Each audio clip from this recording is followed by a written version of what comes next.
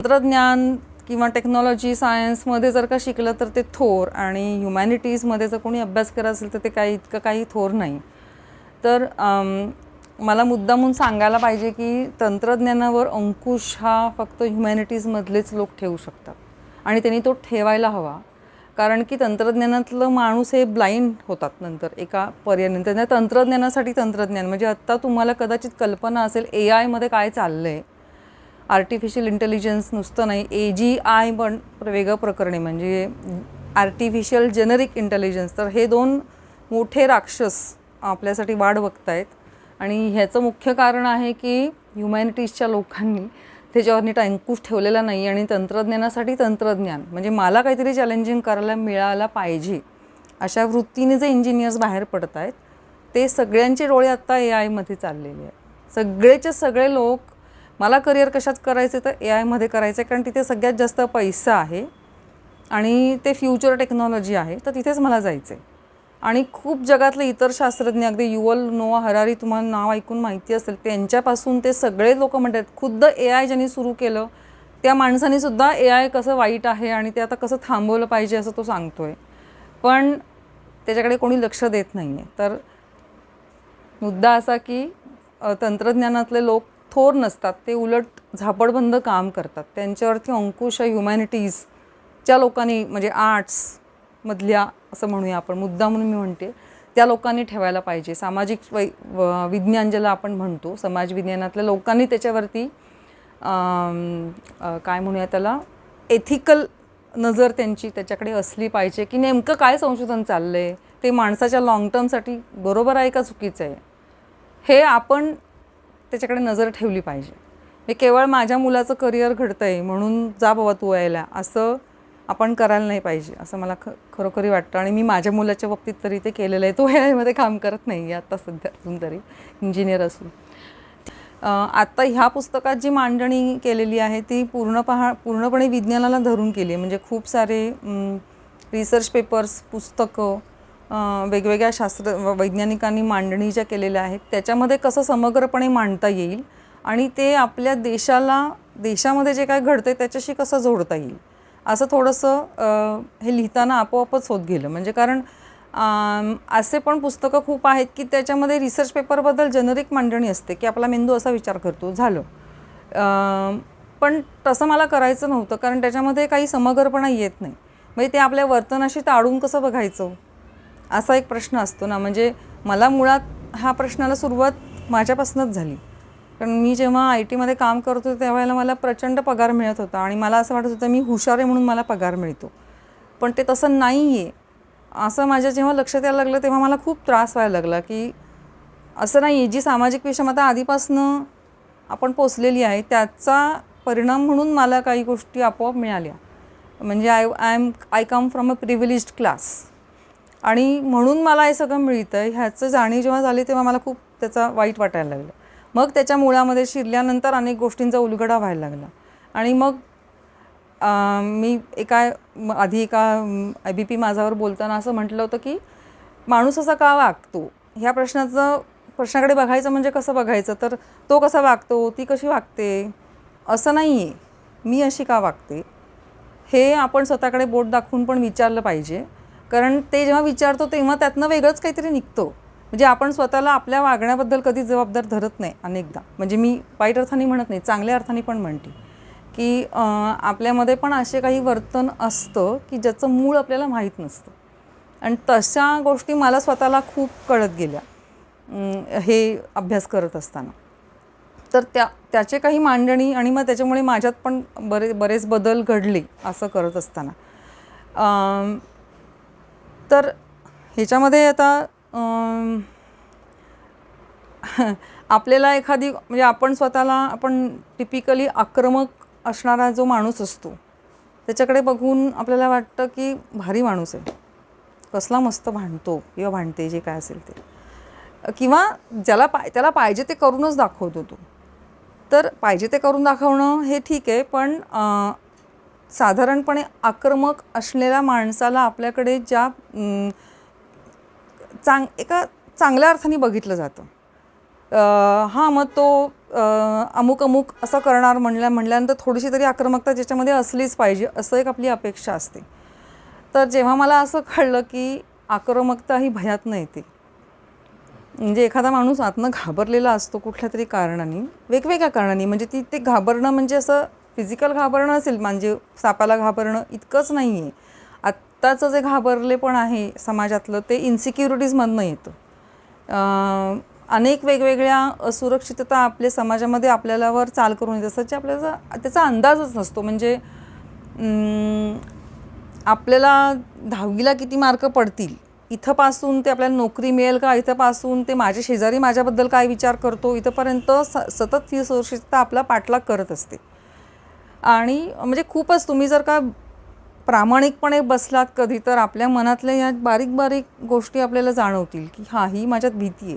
म्हणजे मी IT मध्ये असताना माझ्या कलिगला माझ्या आधी प्रमोशन मिळतं आहे का मला मिळतं आहे, हे असुरक्षितता माझ्या मनात होती ना.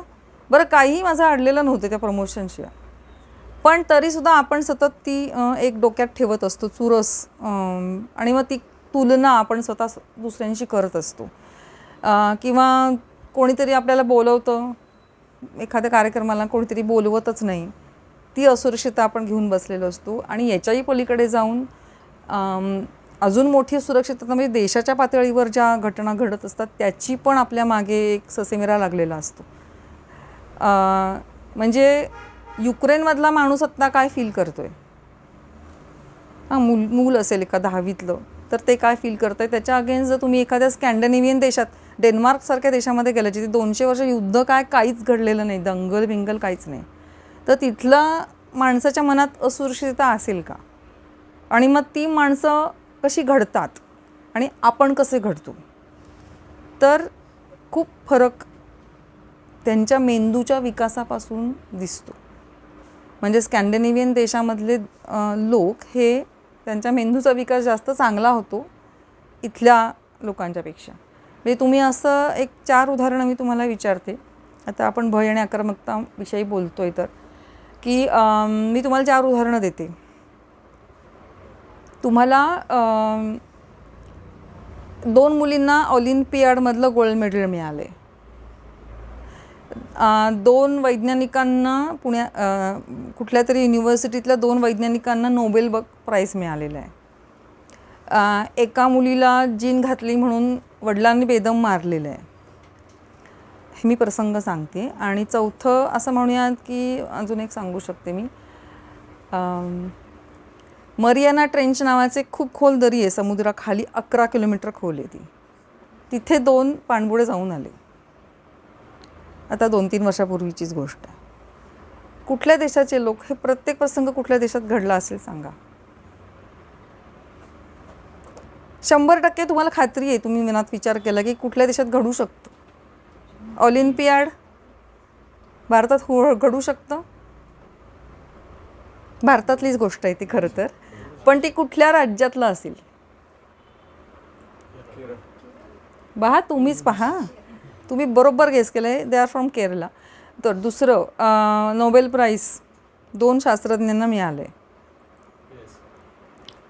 US असू शकेल किंवा जर्मनी, आपल्या डोळ्यासमोर ते देश बरोबर येत राहतील, किंवा स्कॅन्डिनेव्हियन देशांपैकी पण असू शकेल, युरोप किंवा अमेरिका.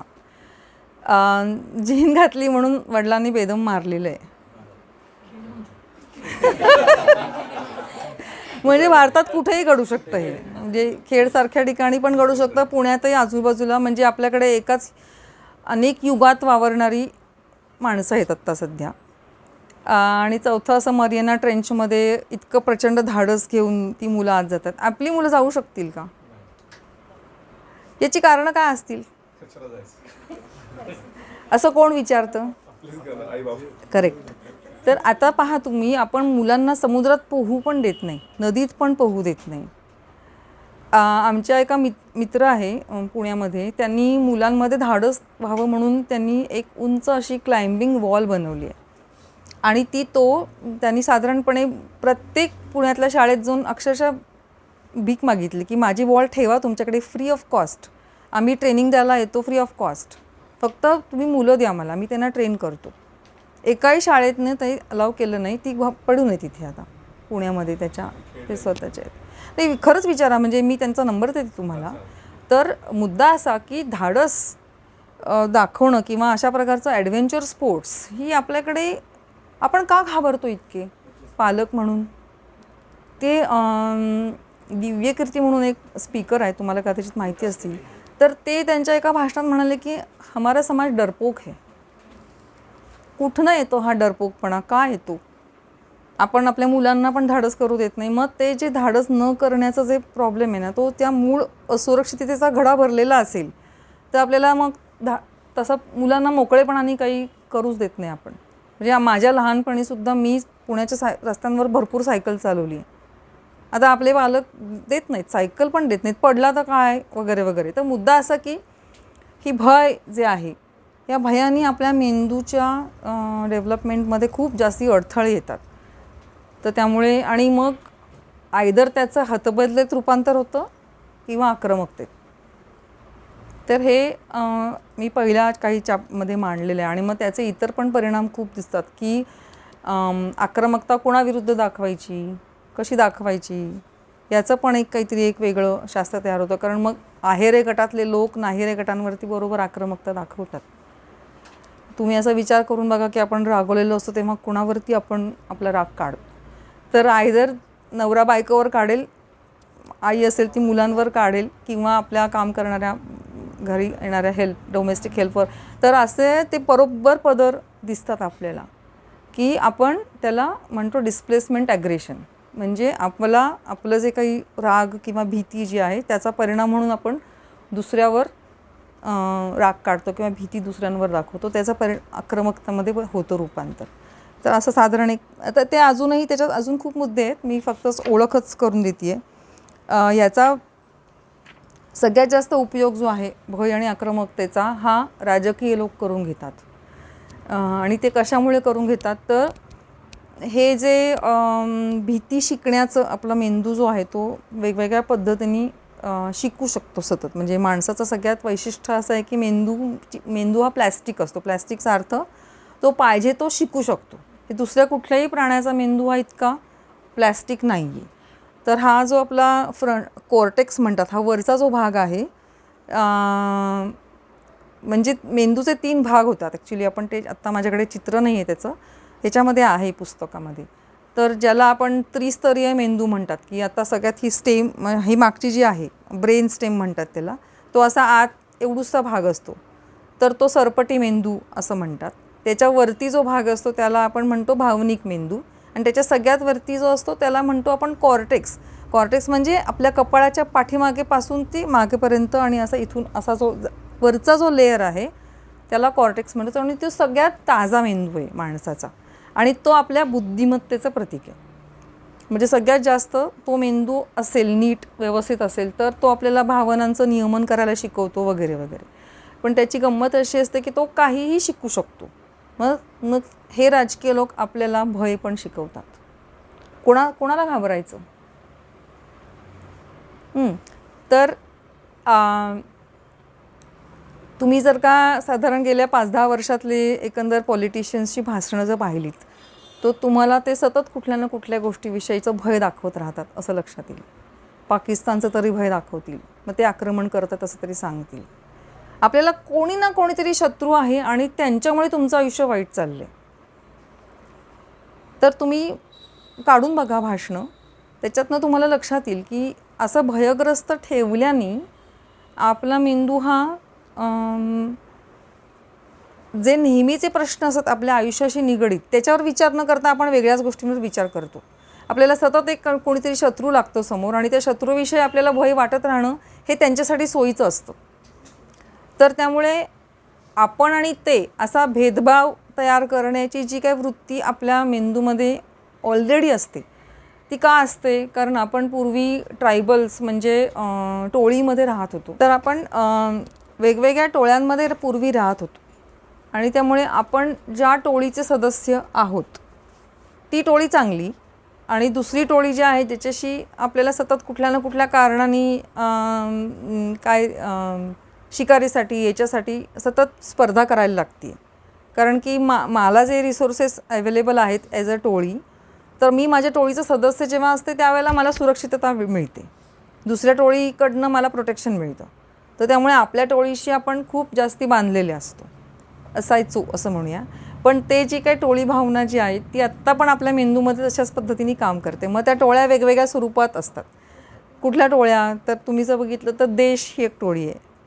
म्हणजे आपलं जे काही मेंबरशिप आहे ती देशाशी संबंधित आहे. पुस्तक मैत्री पण एक टोळी आहे, पण ती चांगली टोळी आहे. त्याच्यामध्ये ते तुम्हाला दुसऱ्या कोणाशी टोळीशी शत्रुत्व नाही आहे. तर तुम्ही एकत्र कशाने येता ती बांधिलकी तुम्ही जपताय. तर मला ॲक्च्युली पुढचा मुद्दा हाच होता जो तुम्ही यांनी ऑलरेडी सांगितलं, की एखाद्या टोळीशी बांधिलकी असणं याचा अर्थ दुसऱ्या कोणाशी दुश्मनी असायची काही गरज नाही. तर नेशन स्टेट म्हणजे काय, तर राष्ट्रराज्य पद्धती जेव्हा अस्तित्वात आली, तुम्हाला आता देश आणि राष्ट्रराज्य ह्या दोन वेगवेगळ्या गोष्टी आहेत, हे पण आपण कधीतरी नंतर बोलूयात. पण राष्ट्रराज्य, नेशन स्टेट ही एक वेगळी संकल्पना आहे आणि देश ही वेगळी संकल्पना आहे. आपल्या देशावरती प्रेम असतं, त्याच्यासाठी आपण दुसऱ्या कुठल्या देशाचा द्वेष करण्याची गरज नाही. पण आपल्याला असं शिकवलं जातं की अमुक एका देशाचा द्वेष केला तरच तुम्ही खरे राष्ट्रभक्त, नाहीतर तुम्ही नाही. तर आणि हे फक्त भारतात घडत नाही, ते इतर पण देशांमध्ये घडतं. आणि पूर्वी तसं युरोपमध्ये प्रचंड प्रमाणात घडलेलं आहे. पण आता तसं नाही आहे. आता त्यांना त्याच्यातली गडबड लक्षात येऊन ते त्याच्यातनं पुढे गेलेत आणि आपण मात्र त्या राष्ट्रभक्तीला चिकटून बसलो आहे. मी देशप्रेम म्हणत नाही आहे, मी राष्ट्रभक्ती म्हणते. त्यात प्रॉब्लेम आहे.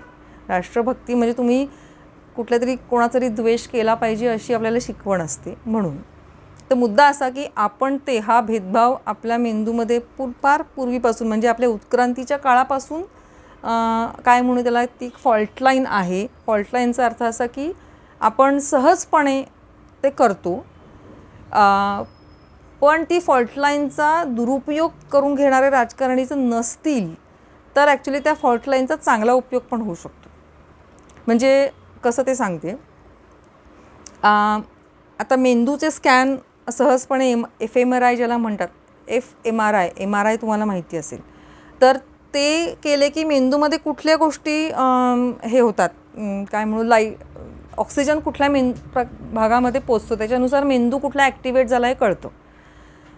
तर अगदीच जे लिबरल गोऱ्या कातडीचे लोक आहेत त्यांना त्यांनी मुद्दामून प्रयोगासाठी बोलवलं की ज्या कुठल्याही प्रकारचा भेदभाव ते पाळत नाहीत कॉन्शियस लेवलला.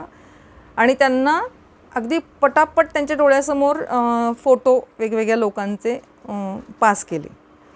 तर त्याच्यामध्ये काळे गोरे सगळे होते आणि त्यावेळेला त्यांचं स्कॅनिंग चालू होतं ब्रेनचं. तर पांढऱ्या म्हणजे गोऱ्या लोकांना गोरे चेहरे दिसले की त्यांचा मेंदू ॲक्टिवेट होत नव्हता, पण काळे चेहरे दिसले तर मात्र त्यांचा मेंदू ॲक्टिवेट होत होता. म्हणजे कॉन्शियसली त्यांना ते अजिबात भेदभाव न करणारे जरी असले तरी मेंदू कुठेतरी नोंद घेत होता की हे तुझ्यासारखे नाही आहेत. म्हणजे पहा की हे फॉल्ट लाईन मेंदूमध्ये आहे. मग आता काय करायचं, मग आहे तर आपण असा भेदभाव पाळणारच असो, तर मग आपण काय करणार, तर ते तसं नाही आहे. आता त्यांनी वेगळा प्रयोग केला लगेच म्हणजे त्याच्या सिरीजमधलंच काही संशोधन जे आहे त्याच्यामध्ये असं त्यांनी केलं की वेगवेगळ्या लोकांचे असेच चेहरे त्यांना दाखवले, पण त्यांना असा प्रश्न विचारला की याच्यापैकी किती जणांना चिकन आवडत असेल आणि किती जणांना मटण आवडत असेल असं सांगा. म्हणजे मी आपलं काही सांगते, काहीतरी वेगळे प्रश्न विचारले जे त्यांच्याशी खाण्याशी संबंधित होते, किंवा कोण व्हेजिटेरियन असेल आणि कोण नॉन व्हेजिटेरियन असेल हे सांगा. तर आता जेव्हा ते चेहरे पास होत होते ना, तेव्हा काळा चेहरा आला तरी त्यांचा ती फॉल्ट लाईन ॲक्टिवेट झाली नाही. म्हणजे आता कॉन्टेक्स्ट बदलला. किंवा त्यांनी असे पण प्रयोग केले की एका रूममध्ये खूप वेगवेगळ्या वंश आणि ह्याचे लोक बोलवले आणि त्यांच्यामध्ये 2 टीम्स केल्या आणि खेळ घेतले वेगवेगळे आणि ते मिक्स्ड होते. म्हणजे इकडे पण वेगवेगळे काळे गोरे मेक्सिकन सगळेच होते आणि इकडे पण दोन्ही टीममध्ये होते. तर आता त्यांची जी फॉल्ट लाईन होती ती बदलली आणि ती आता माझी टीम वर्सेस ही टीम अशी झाली. कारण त्याच्यानंतर त्यांनी लगेचच वेगळा गेम घेतला. त्याच्यामध्ये असं त्यांनी दाखवलं की आता they are exchanging some money आणि म्हणजे पत्त्याचा गेम होता तो. आणि मग ते कोणाला फेवर करतात हे पाहिलं. तर आता गोलेरोक कोणाला फेवर करत होते असं नाही दिसलं.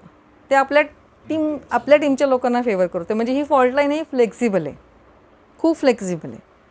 तर त्यामुळे आता ही फॉल्ट लाईन फ्लेक्झिबल आहे याचा अर्थ की आपण करतो, पण मग आता आपण ते कसं करायचं, तर ते रेस किंवा जात किंवा धर्माच्या आधारेच होतं असं नाही. तर ह्या गोष्टीचा उपयोग अनेक वेगवेगळ्या मोठ्या मोठ्या कंपन्या करतात. त्यांच्या कंपनीमध्ये टीम स्पिरिट तयार व्हावं म्हणून अशा प्रकारचे फॉल्ट लाईन्स विशेषतः जाती धर्म आणि याच्या आधारित नसायला पाहिजेत असं वाटून ते खूप वेगवेगळे गेम्स डेव्हलप करतायत. आणि तुम्ही जर का कधी अमेरिकेत किंवा इतर युरोपमध्ये गेला असाल तर तिथे अशा प्रकारचा भेदभाव तुम्हाला अगदी सरसकटपणे दिसत नाही. काही लोक आहेत, अगदीच आहेत, पण तुम्हाला तिथे अत्यंत नीटपणे जगता येतं. असं नाही होत की सरसकटपणे तुमच्यावर भेदभाव होतो आहे. सिस्टीम्स तिथे कुठेही अशा नाही आहेत की ज्याच्यामुळे तुमचा भेदभाव होतो आहे किंवा तुम्हाला असं जाणवतं आहे की तुम्ही बाहेरनं आलायत. तर काय या देशांचं कारण आहे तसं करण्याचं? म्हणजे आत्ताच एक माझ्या मित्राची मुलगी आहे, ती सायकल चालवताना पडली आणि तिच्या मेंदूला जोरात मार पडला. ती आता जर्मनीत शिकायला गेली होती. तर तिला पूर्णपणे तिची सर्जरी आणि हे सगळं फ्रीमध्ये झालं तिथे, म्हणजे तिचे इन्शुरन्स नसताना, जर्मन असताना. आणि म्युनिकमध्ये तिचं झालं आणि तिला लगेच रिहॅबिलिटेशन सेंटर आणि हे सगळं पूर्णपणे मोफत, कारण ती स्टुडंट होती. तिथे त्यांनी कुठे असा भेदभाव केला नाही की कोण इंडियन, आम्ही कशाला हिचा खर्च करू, असं झालं नाही. तर मुद्दा मला हा सांगायचा आहे की विकसित देशांचं म्हणून एक काहीतरी जर तुम्ही लक्षणं पाहिलीत तर त्या लक्षणांमध्ये तुम्हाला एक ठळक लक्षण दिसेल की त्याच्यामध्ये आपणतेचा भेदभाव कमी करण्याकडे त्यांचा भल असतो कुठल्याही प्रकारचं. तिथे हा म्हणजे मुस्लिम समुदायालासुद्धा तिथे ज्या प्रकारे वागवलं जातं, म्हणजे इतकं आपल्याकडे आणि त्यांच्याकडे जर फरक पाहिला तर तुम्हाला खूप प्रकर्षाने जाणवेल की तिथे असा भेदभाव करत नाही. आणि आपण तिथे मायनॉरिटीजच आहोत ना, म्हणजे आपण तिथे त्यांच्या दृष्टीने काळे आहोत. मग आपल्याला ते कसं वागवायला पाहिजे त्यांनी, असा तुम्ही विचार केलात तर तुम्हाला तिथे सन्मानाने वागवायला पाहिजे असंच वाटेल. तर अल्पसंख्याक लोकांना एखादा देश कसा वागवतो ही फार महत्त्वाची गोष्ट आहे. आणि ते विकसित असल्याचं लक्षण आहे. नुसतंच पैशाने नाही तर त्या एकंदर देशाची मानसिकता विकसित आहे का नाही हे ठरवण्याचा तो एक मोठा चांगला निकष आहे, हे नक्की सांगता येईल. कारण अशा प्रकारचे निकष दरवर्षी मोजले जातात. तुम्हाला ते माहिती असेल ना, का ते क्यू रिपोर्ट येतात दरवर्षी.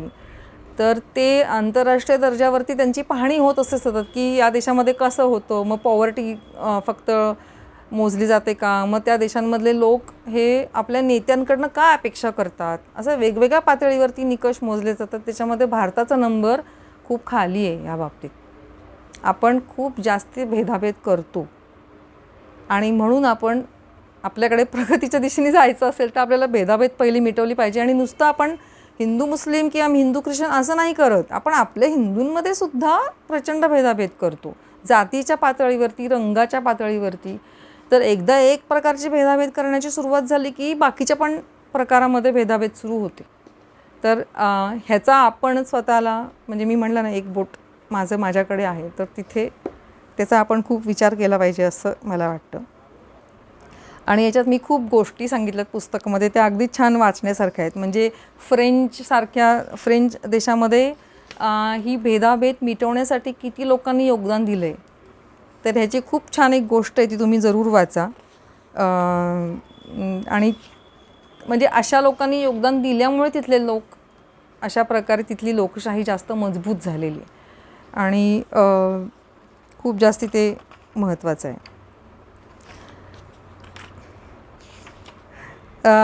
त्याच्यानंतर एक खूप महत्त्वाचं म्हणजे आपल्या मेंदूविषयीचंच एक गमतीशीर फार गोष्टी आहेत. म्हणजे मेंदू आपला कसा विचार करतो, तर मेंदू आपल्याला फसवत असतो असं मी तुम्हाला म्हटलं तर तुम्हाला आश्चर्य वाटेल, पण तो खरोखरीच काही बाबतीत आपल्याला फसवत असतो. तर तो कसा, त्याला मेंदूचे बायसेस असं म्हणतात. म्हणजे कसं की डॅनियल कान्हेमन नावाचा एक बिहेवियरल सायंटिस्ट आहे. तर हा इतका मोठा माणूस आहे, तो आता खरं वारला अलीकडेच, पण मोठ्या मोठ्या शेअर मार्केटमधल्या कंपन्या किंवा खूप म्हणजे नोबेल प्राईज मिळालेला माणूस आहे हा. आणि त्यांनी एक पुस्तक लिहिलं आहे थिंकिंग फास्ट अँड स्लो नावाचं. त्याचं मराठी भाषांतरण उपलब्ध आहे. तर ते त्याच्यात त्यांनी मेंदूचे वेगवेगळे काम करण्याच्या पद्धतींविषयी खूप अभ्यास केला आहे. तर त्याच्यात तो असं म्हणतो की तर त्यातला एक बायसविषयी आपण फक्त बोलू कारण तो आपल्याशी फार जवळचा संबंधित आहे. तर त्याला कन्फर्मेशन बायस असं म्हणतात. कन्फर्मेशन बायसचा अर्थ असा की आपण जेव्हा एखादी माहिती वाचत असतो तर ती माहिती आपल्या मताला अनुकूल असेल म्हणजे आपल्या मतासारखीच असेल तर ती आपल्याला खूप आवडते. आणि ती माहिती आपल्या मताच्या विरुद्ध असेल काही पण लिहिले असं म्हणून आपण ते बाजूला ठेवतो. तर आत्ताच हे इतकं का महत्त्वाचं ठरतं आहे त्याचं कारण की आपल्यावरती व्हॉट्सॲप आणि फेसबुक आणि अशा वेगवेगळी जी समाज माध्यमं आहेत त्याच्यातनं खूप माहिती आदळत असते.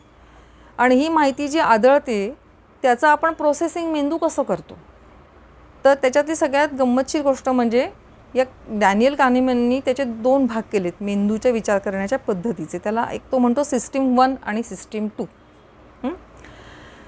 तर सिस्टीम 1 ही फार फटफट निर्णय घेणारी असते आणि सिस्टीम 2 ही हळू स्लो घेते. पण ती मग सगळे गोष्टी विचारात घेऊन निर्णय घेते. आता मी तुम्हाला एक कोडं घालते.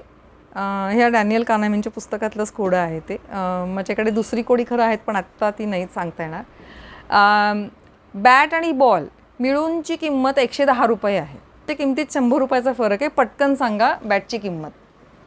त्याच्याने आपण 100 आणि 10 सांगू. हां किती आलं तर बॅटची किंमत किती बॉलची किती.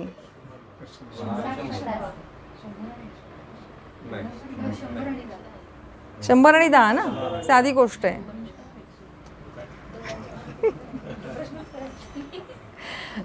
तर 90 रुपये फरक राहतो 100 आणि हां तर 100 आणि 10 म्हणजे खरं तर फरक 90चा राहतो. पण तुम्ही जेव्हा पटकन उत्तर देता तेव्हा तुम्ही आपोआप असं म्हणता म्हणजे 100 आणि 10 असं आपण सहजपणे उत्तर देतो. पण त्याचं खरं उत्तर मला वाटतं 95 आणि 105 आणि 5 असं आहे. त्या दोघातला किमतीतला फरक आहे 100. बरोबर ना. तर 105 आणि 5 हे उत्तर आपल्याला पटकन येत नाही. ते आपल्याला थोड्या वेळाने येतं. म्हणजे तुम्ही नीट विचार केलात तर येईल. पण तुम्हाला मी जर असं सांगितलं की 20 सेकंदात 30 सेकंदात उत्तर द्यायचे तर पहिलं उत्तर लोकांचं हेच येतं 100 आणि 10 असं. तर ही सिस्टीम 1 100 आणि 10 उत्तर देते. सिस्टीम 2 तुम्हाला जागी करावी लागते. आपलं चुकलं आहे असं म्हटल्यानंतर आपल्याला धक्का बसतो आणि मग आपण म्हणतो अरे चामन हो का असं झालं मग आता मी नीट विचार करते असं म्हणून मग आपण पुन्हा एकदा लक्ष घेतलं की मग आपल्या लक्षात आलं की वेगळं उत्तर आहे. तर ही सिस्टीम 2 जी आहे ती मुळात आळशी असते. तिला जागं करायला लागतं. म्हणूनच आपण जी माहिती आपल्यावर आदळत असते त्याचा प्रोसेसिंग शक्यतो फास्ट पद्धतीने करतो. म्हणजे तुमच्या टेबलावर जर का 100 फाईल्स असतील आणि तुम्हाला सांगितलं एका दिवसात निपटारा करायचा आहे तर तुम्ही काय कराल वरवर बघाल आणि तुम्हाला जे त्यातल्या त्यात योग्य वाटतं ते निर्णय घेऊन मोकळं व्हाल.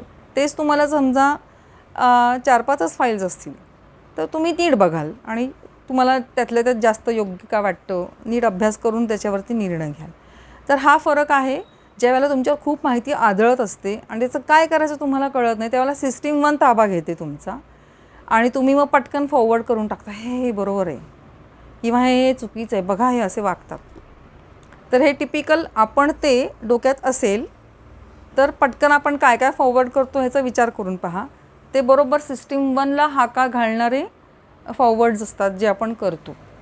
किंवा नुसतंच दुसऱ्या माणसांबद्दल वाईट असणारे असतीलच असं नाही. कॉन्स्पिरसी थिअरीज म्हणजे तो कोण मध्ये त्यांनी आत्महत्या केली सुशांत सिंग त्याच्यावरती जे काही फॉरवर्ड झाले तुम्ही विचार करा किती चघळून चघळून तुम्ही ते वाचले असतील. लोक वेगवेगळ्या आणि मग लगेच ते बघ कळलं का मी हेच सांगत होते तुला असं लगेच ते आपण करतो. आणि सुशांत सिंग सारख्या केसेस इतक्या का चघळल्या जातात याचा तुम्ही जर विचार केलात तर तुम्हाला साधारणपणे दर 2-3 दिवसांनी अशी चघळायला एक गोष्ट पाठवली जाते. कोण तयार करत असेल असं तुम्ही विचार करता कधी. त्याला व्हिडिओ बनवायला पैसे लागतात, एनर्जी लागते. तुम्ही बनवता का कोणी तुमच्यापैकी व्हिडिओज पटकन असे? नाही ना. त्याला वेळ लागतो. ते कोणीतरी बनवतं ना. का बनवत असेल? कारण की तुम्हाला त्याच्यामध्ये एंगेज ठेवायचं आहे, त्यांना बिझी ठेवायचं आहे. कारण की तुमच्या रोजच्या जगण्यातले प्रश्न तुम्हाला पडू नयेत आणि ह्याच्यावरच तुम्ही सतत विचार करत राहा. तर इथे तुमचं अटेन्शन चोरलं जाते. पहा मी काय म्हणते, तुम्हाला तुमचं अटेन्शनसाठी तुम्हाला 1 तासाचा वेळ आहे दिवसभरात काहीतरी विचार करण्यासाठी. म्हणजे तुमचे टी व्ही सिरियल्स आणि अमुक तमुक सगळं वजा जाता तुम्हाला काहीतरी गंभीरपणे विचार करायला जो वेळ असतो तो सुद्धा या सगळ्या बातम्यांनी तुमच्याकडनं चोरला जातो. चित्तचोर. तर हे चित्तचोर अलीकडे राजकारणी लोक आहेत. कारण हे सगळे जे बनवतात व्हिडिओज हे IT सेलमध्ये बनवलेले व्हिडिओज असतात, जे तुमच्यासाठी पुड्या सोडल्यासारखे सोडलेले असतात आणि तुमचं अटेन्शन आणि वेळ पूर्णपणे खातात. आणि तुमचं अटेन्शन फुकट आहे हे त्यांना माहिती आहे. कारण की माणसाची मूळ वृत्ती जी आहे ती गोष्टी ऐकण्याची. त्यांना गोष्टी ऐकायला आवडतात, कॉन्स्पिरसीज ऐकायला आवडतात. तर हे बरोबर तुमच्या मेंदूच्या आवडीच्या गोष्टी आणि मेंदूच्या बायसेस याचा अभ्यास हा आपल्यापेक्षा जास्त ह्या कंपन्यांनी आणि राजकारणी लोकांनी केलेला आहे. काय केलं तर तुमचा मेंदू एंगेज राहणार आहे त्यांना तुमच्या आधी माहिती आहे. नाहीतर त्या IT सेलला असा व्हिडिओ बनवण्याचं कसं सुचत असेल? कारण त्यांच्याकडे सल्लागार आहेत. कोण आहेत माहिती आहे? खरोखर मी आय एम नॉट जोकिंग, मी यातलं काही चुकीचं सांगत नाही. सायकोलॉजिस्ट मोठे मोठे यांनी नेमलेले आहेत पगार देऊन. काय केलं कुठली आता कंगना राणौतचं तर तुम्ही बघितलं मागच्या 4-5 वर्षी त्यांनी काय काय प्रकारे ते सगळं घटना घडल्या. किती लक्ष देऊन आपण सगळं ते बघत होतो. त्याच्याविरुद्ध जर का तुम्हाला असं म्हणलं की सांगा बरं 2022 साली आपला ग्रोथ रेट किती होता? कोणालाच नाही माहिती.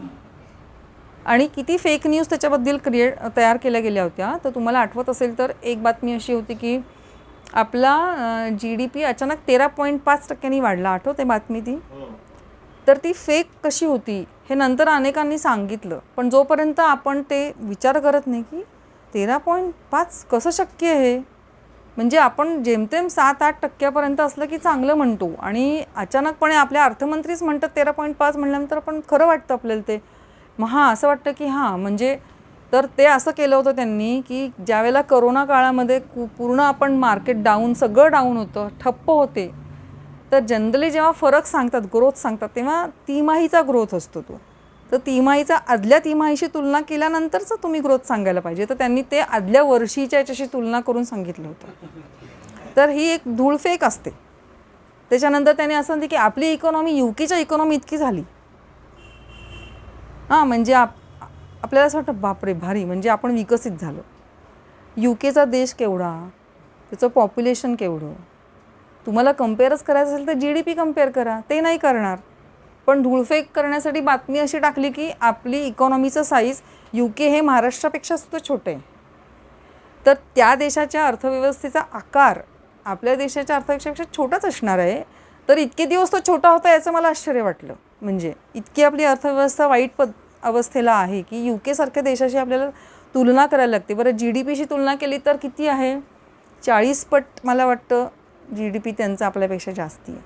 म्हणजे आता मला एक्झॅक्ट आठवत नाही आहे, पण पुस्तकात मी लिहिलेलं आहे ते. मुद्दा असा की धूळफेक करणाऱ्या बातम्या जेव्हा आपल्यापर्यंत येतात त्यावेळेला आपण त्याच्यासाठी वेळ आपण देऊ शकत नाही, कारण आपल्याला इतर बातम्यांमध्ये ते गुंतवून ठेवतात. या बातम्यांचं खरं खोटं आपण करत नाही. तर दुसरा हे मेंदूच्या बायसेसमुळे घडतं. आपल्याला कुठल्या प्रकारच्या गोष्टी ऐकायला आवडतात आणि कुठल्या नाही हे त्यांना नीट माहिती आहे. दुसरं असं कन्फर्मेशन बायस म्हणून एक प्रकार आहे. तर त्याच्यामध्ये मी गोष्ट सांगितली ॲक्च्युली एका फ्रेंच अधिकाऱ्याची, की तो फ्रेंच अधिकारी जो असतो एक दिवस असं लक्षात येतं, जर्मन ॲक्च्युली फ्रेंच सैन्यामधला तो अधिकारी असतो आणि सैन्यामध्ये कोणीतरी हेरगिरी करतं आहे असं लक्षात येतं. एक चिठ्ठी सापडते आणि विचार केल्यानंतर एकदम त्या माणसाकडे, त्याचं नाव मी विसरले, काय बरं त्याचं नाव, कोणाला आठवतं आहे का? ड्रेफस. तर ड्रेफसला सगळेजण संशयित म्हणून धरतात आणि मग काय करतात, ड्रेफस त्यांनीच केलं असणार. मग त्याचं अक्षर जुळतं आहे का त्याच्याशी ते बघतात. तर एक्सपर्ट्स म्हणतात की नाही जुळत आहे नीट, इतकं नाही जुळत आहे. मग ते त्याच्या घरी जातात. मग तिथे त्यांना लक्षात येतं की अरे ह्याच्याकडे जर्मन पुस्तकं आहेत, कारण त्याला जर्मन भाषा येत होती. शाळेपासूनच ह्याने जर्मन भाषा शिकली. पहा, याला हेरगिरी करायची होती पुढे. मग त्याचे शिक्षक म्हणतात तो शाळेपासून खूप हुशार होता आणि त्याची स्मरणशक्ती खूप चांगली होती. बरोबर आहे, हेरांना स्मरणशक्ती जास्त लागतेच. तर एक काहीही पुरावा त्याच्या घरी सापडला नाही हेरगिरीच्या संदर्भात, पण त्यांनी सगळं गुंफलं. त्याच्या विरुद्ध त्यांनी एक केस तयार केली. आणि गंमत म्हणजे तिथल्या सगळ्या फ्रेंच सैन्यातलं जे काही न्यायव्यवस्था होती त्याच्यासमोर ती केस उभी राहिली. हे सगळे पुरावे त्यांनी ॲक्सेप्ट केले आणि त्याला शिक्षा झाली. तर त्याचं आधीचं सगळं रेकॉर्ड क्लीन होतं. त्याला शिक्षा होऊन सैन्यातनं काढलं आणि तुरुंगात पाठवून दिलं. आता हे कशामुळे होतं, तर त्या प्रत्येकाच्याच मनामध्ये अगदी संशय घेणाऱ्या माणसापासून ते ज्यूरींपर्यंत सगळ्यांच्याच मनामध्ये ज्यू लोकांविषयी आकस होता. आणि त्यामुळे अशी हेरगिरी फ्रेंच माणूस करणं शक्यच नाही. मग कोणी करणार, हाच असणार तो. असं कसं शक्य आहे? तर हा जो बायस त्यांच्या मनामध्ये होता त्याच्यामुळे ती सगळी संशयाची सुई त्यांनी तिथं आणून त्याला डायरेक्ट गुन्हेगार ठरवून पण टाकलं. एक्झॅक्टली. तर आपल्याकडे पण असं जेव्हा होतं, म्हणजे आता अगदी रिसेंटली एक उदाहरण सांगू शकते मी की आमच्या सोसायटीमध्ये बिल्डिंग म्हणजे दुसरी एक सोसायटी ज्याच्यामध्ये लोक राहतात आणि ते तर एक मुस्लिम कुटुंब राहतं. आणि तिथे कोणीतरी कचरा टाकत होतं खाली डायरेक्ट खिडकीतनं, आणि रोज तिथे रस्त्यात कचरा पडत होता. कोणी केलं असेल असं म्हणत त्यांनीच केलं असणार आहे असं म्हणून त्यांना जोरदार झापलं. आणि ते घाबरूनच बिचारे राहत होते, कारण कधी पण त्यांच्यावरती कुठलाही सतत संशयाची सुई असते की तुम्ही असं कसं वागता, तुम्ही अमुक कसं करता, तुम्ही मटणच खाता वगैरे वगैरे. तर ते घाबरून राहतात आपल्यामुळे कोणाला त्रास होऊ नये म्हणून. त्यात त्यांनी अनेकदा सांगायचा प्रयत्न केला की आम्ही टाकत नाही. शेवटी त्यांनी CCTV कॅमेरा लावला मुद्दामून. त्याच्यासाठी लक्षात आलं की ते दुसऱ्या मजल्यावरचे मुलं राहत होती ते टाकत होते. मग ते कळल्यानंतर सगळ्यांनी माफ मागितली. पण मुद्दा असा आहे की संशयाची सुई पहिल्यांदा त्यांच्यावरच का, तर आपल्या मनात जे बायस असतात त्याच्यामुळे तसं होत असतं. तर ह्याला कन्फर्मेशन बायस असं म्हणतात की आपल्या मनात एखादं मत बनलेलं असेल एखाद्या व्यक्तीविषयी, तर आपण ते सहसा बदलत नाही. ते आपण तेच राखून बाकीची जी माहिती आहे ती अशीच आपण ब्रेन आपला प्रोसेस करतो की त्या मताला धक्का नाही पोचला पाहिजे. आणि मेंदू असं का करतो, कारण मेंदूला आपला कॉन्फिडन्स जपायचा असतो. मेंदू असं म्हणला की अगं तू चुकलीस, तर आपल्याला असं म्हणायचं की बापरे मी चुकले, माझा कॉन्फिडन्स खाली जाईल. तर त्याच्यापेक्षा मेंदू असं करतो तू बरोबर आहेस, तू काळजी करू नकोस. तर असा हा कन्फर्मेशन बायस, आणि तो प्रत्येकाला असतो. कोणी असं म्हणू पण शकत नाही की तो मला नाही आहे. तर मग आता कळलं आहे आपल्याला की कन्फर्मेशन बायस आपल्याला नक्की असतो. तर मग कॉन्शियस लेवलला तरी आपल्याला काळजी घेता येते का, तर घेता येऊ शकते. मी चुकू शकते आणि मी चुकीचा विचार करू शकते असं कॉन्फिडेंटली म्हणायचं स्वतःला. म्हणजे असं म्हणायचं की मला विरोधी मत ऐकायचं, मला एक खिडकी ओपन ठेवायची. आणि हे आपण खरं तर करतो बरं का. म्हणजे जेव्हा तुम्ही मोबाईल विकत घेता त्याला कंपनी खूप मोठे मोठे क्लेम्स करत असते की माझा मोबाईल अमुक आहे तमुक आहे असं आहे तसं आहे. तर आपण त्या क्लेमकडे विश्वास ठेवतो का? आपण काय करतो, आपण रिव्ह्यूज बघतो. म्हणजे काय, मला कितीही तो मोबाईल आवडला असला तरी रिव्ह्यूजमध्ये त्याच्या विरुद्ध मत कोणी नोंदवलं आहे का, म्हणजे तो मोबाईल कुठे कुठे गडबड आहे हे आपण बघतो ना. म्हणजे तो मोबाईल अजून आपला झालेला नसतोपर्यंत बघतो. एकदा आपला झाला की मात्र आपण आपल्या मोबाईलचं गुणगान परत करायला लागतो. हे मी अनेक कार ओनर्सच्या बाबतीत पाहिलेलं आहे. कशी आहे तुमची गाडी असं विचारलं तर गाडी विकत घेतल्यानंतर जनरली बकवास गाडी आहे असं कोणीही म्हणत नाही. ते समर्थन करत राहतात की नाही थोडंसं असं आहे पण गाडी मस्त आहे. तर हे त्याचं लक्षण आहे की आपण जनरली आपले डिसिजन्स आपले चुकलेत असं आपल्याला कबूल करायला आवडत नाही. पण लक्ष जर ठेवलं तर ह्याचे मोठे म्हणजे जे वाईट सामाजिक परिणाम आहेत ते आपल्याला टाळता येऊ शकतात. म्हणून ह्याच्याकडे आपल्याला लक्ष द्यायला हवं. अजून आपले खूप प्रयोग आणि माहिती याच्यामध्ये मी दिलेली आहे, तर तुम्ही ते नक्की वाचा. ह्याच्यामध्ये मी गेम थिअरीबद्दल लिहिलेलं आहे, ते तुम्ही मुळातनंच वाचणं आवश्यक आहे. मला असं वाटतं की त्याच्याविषयी मी आत्ता जास्त बोलत नाही, पण हे विज्ञानातलं फार एक वेगळीच गोष्ट आहे की ज्याच्यानी एकंदरच सर्व सजीवांच्या वागण्यातले नियम कळण्याची ताकद असलेली ही गेम थिअरी नावाचं एक वैज्ञानिक संशोधन आहे. तर ते तुम्ही मुळातनंच वाचलं पाहिजे. म्हणजे प्रत्येकच प्राणी जीव हा टिट फॉर टॅट म्हणजे जशास तसं अशा अर्थाने वागत असतो. पण जशास तसं म्हणजे सूडबुद्धी नाही, ते नाही म्हणत आहे मी. जशास तसं हा कोऑपरेटिव्ह म्हणजे सहकार्याचा गेम आहे आणि तो फार इंटरेस्टिंग आहे. तर तो तुम्ही म्हणजे त्यातलं मी एकच उदाहरण देते पुस्तकात दिलेलं, ते बाकीचं तुम्ही वाचण्यासारखं आहे खूप. प्रिझनर्स डिलेमाचा तो एक मिनिट मी त्यातलं आधी गंमत सांगते. समजा तुम्ही आणि तुमचा मैत्रीण कोणीतरी दोघांनी मिळून चोरी केली आहे. याला प्रिझनर्स डिलेमा असं म्हणतात. त्या गेम थेअरीचा हा सुरुवात आहे. प्रिझनर्स डिलेमा म्हणजे तुम्ही दोघांनी मिळून काहीतरी चोरी केली आणि तुम्हाला पोलिसांनी पकडले आणि पकडल्या त्यांनी तुम्हाला सेपरेट केले आणि सेपरेट केल्यानंतर तुम्हाला अशा कंडिशन्स घातल्या त्यांनी की तू कबूल कर, तू तुझ्या मित्राविषयी किंवा मैत्रिणीविषयी नीट सांग आणि तू जर का सांगितलंस त्याच्याविषयी की गुन्हा त्यांनी केला आहे असं तर तू सुटशील. म्हणजे तुला आम्ही सोडू, पण तू कबूल केलं पाहिजे. तू समजा कबूल नाही केलं तर दोघांना 2-2 वर्षाची शिक्षा होऊन दोघंही सुटतील, पण शिक्षा दोघांना पण होणार. तू त्यांनी केलं असं सांगितलं तर तू सुटणारच आहेस. तर त्याच्यामध्ये आता गंमत पहा काय आहे की सहकार्य कुठे आणि फसवणूक कुठे. जर तोही गप्प राहिला आणि तोही गप्प राहिला तर 2-2 वर्षाची शिक्षा होऊन तुम्हाला सूट मिळणार आहे. त्यांनीच केलं असं सांगितलं तर तू सुटणार आणि त्याला 6 वर्षाची शिक्षा होणार. सगळ्यात फायद्याचं काय आहे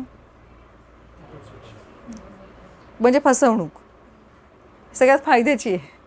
म्हणजे जर का रॅशनल माणूस असेल तर तो म्हणेल की बरं आहे ना मी सुटतो, पण दोघंही गप्प राहिले तर मला शिक्षा होणार आहे, त्यालाही शिक्षा होणार आहे.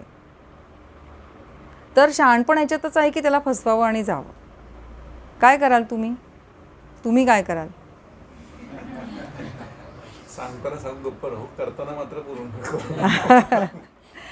तर आता गंमत अशी आहे की एकच राऊंड असेल गेमचा तर तुम्ही फसवून निघून जाणं बरं आहे, हिरे घेऊन पळालो बाहेर. पण जर का तुम्हाला त्या माणसाची परत डील करायचं असेल तर तुम्हाला तसं करता येणार. म्हणजे गेमचे जास्त राऊंड्स असतील म्हणजे त्या माणसाची तुम्हाला परत डील करायचं आहे तर तुम्हाला तसं करता येत नाही. त्यामुळे जगण्याचे जे अनेक गेम्स आहेत ते तशा प्रकारचे असतात की ज्याची तुम्हाला त्याच माणसांशी पुन्हा डील करायला लागतं आणि म्हणून आपल्याला फसवता येत नाही. त्याच्यापेक्षा सहकार्य केल्याची जी खेळी आहे ती जास्त लाँग टर्मसाठी चांगली असते.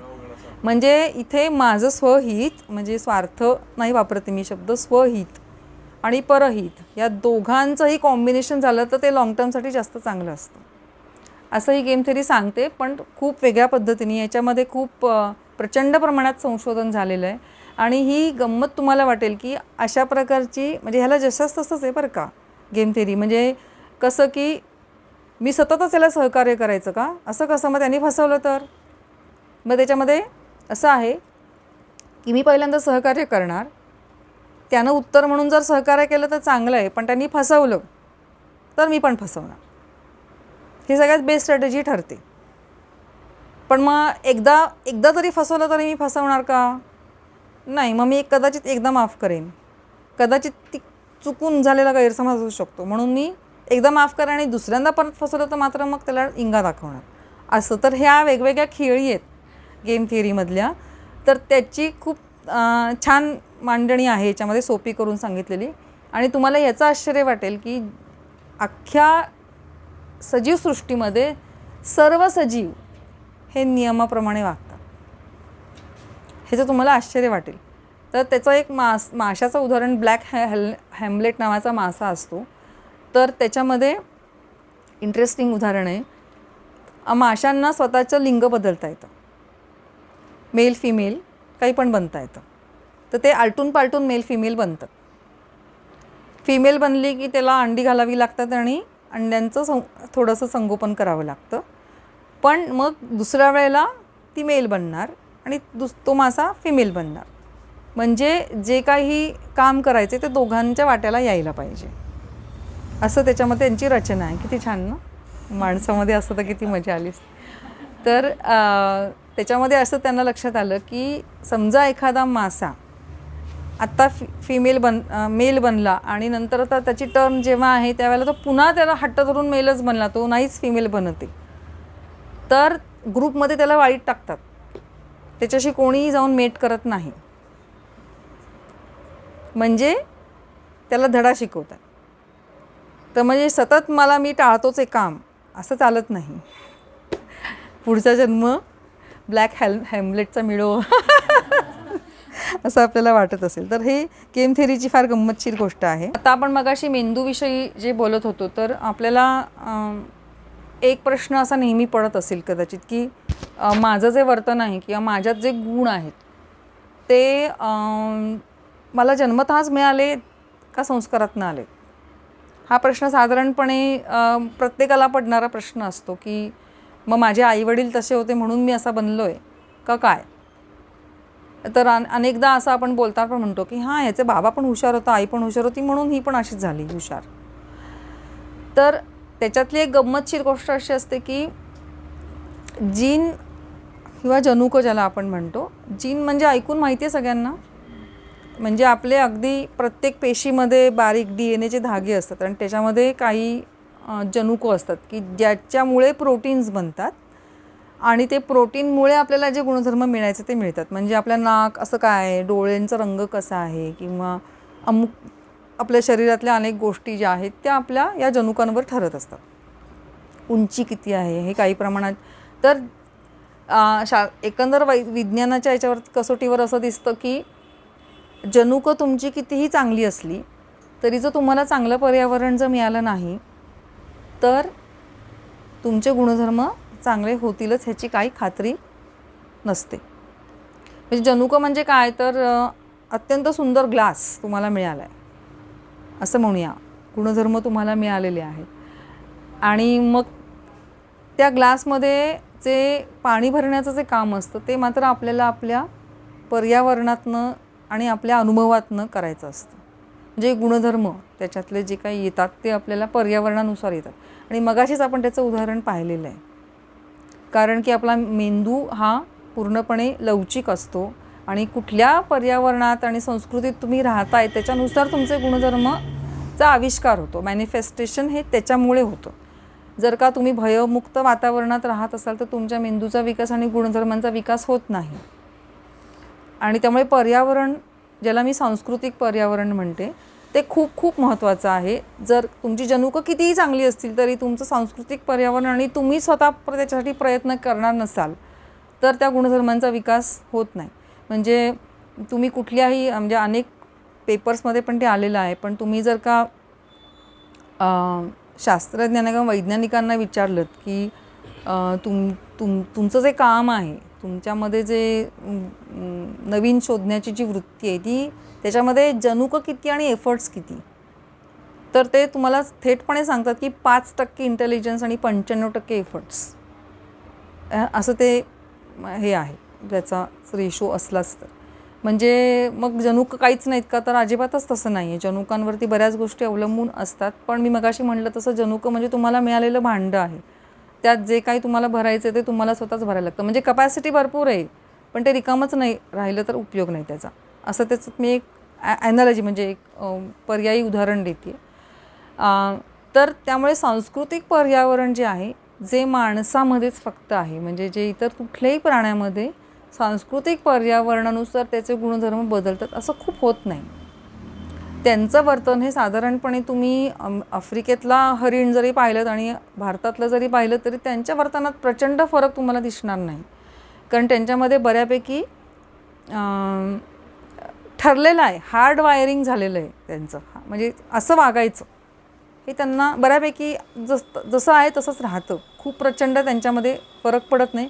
माणसामध्ये पडतो त्याचं कारण की आपण प्रचंड प्रमाणात शिकू शकतो आणि हा मेंदू जो आहे हा लहानपणापासून घडण्यासाठी उत्सुक असलेला मेंदू असतो.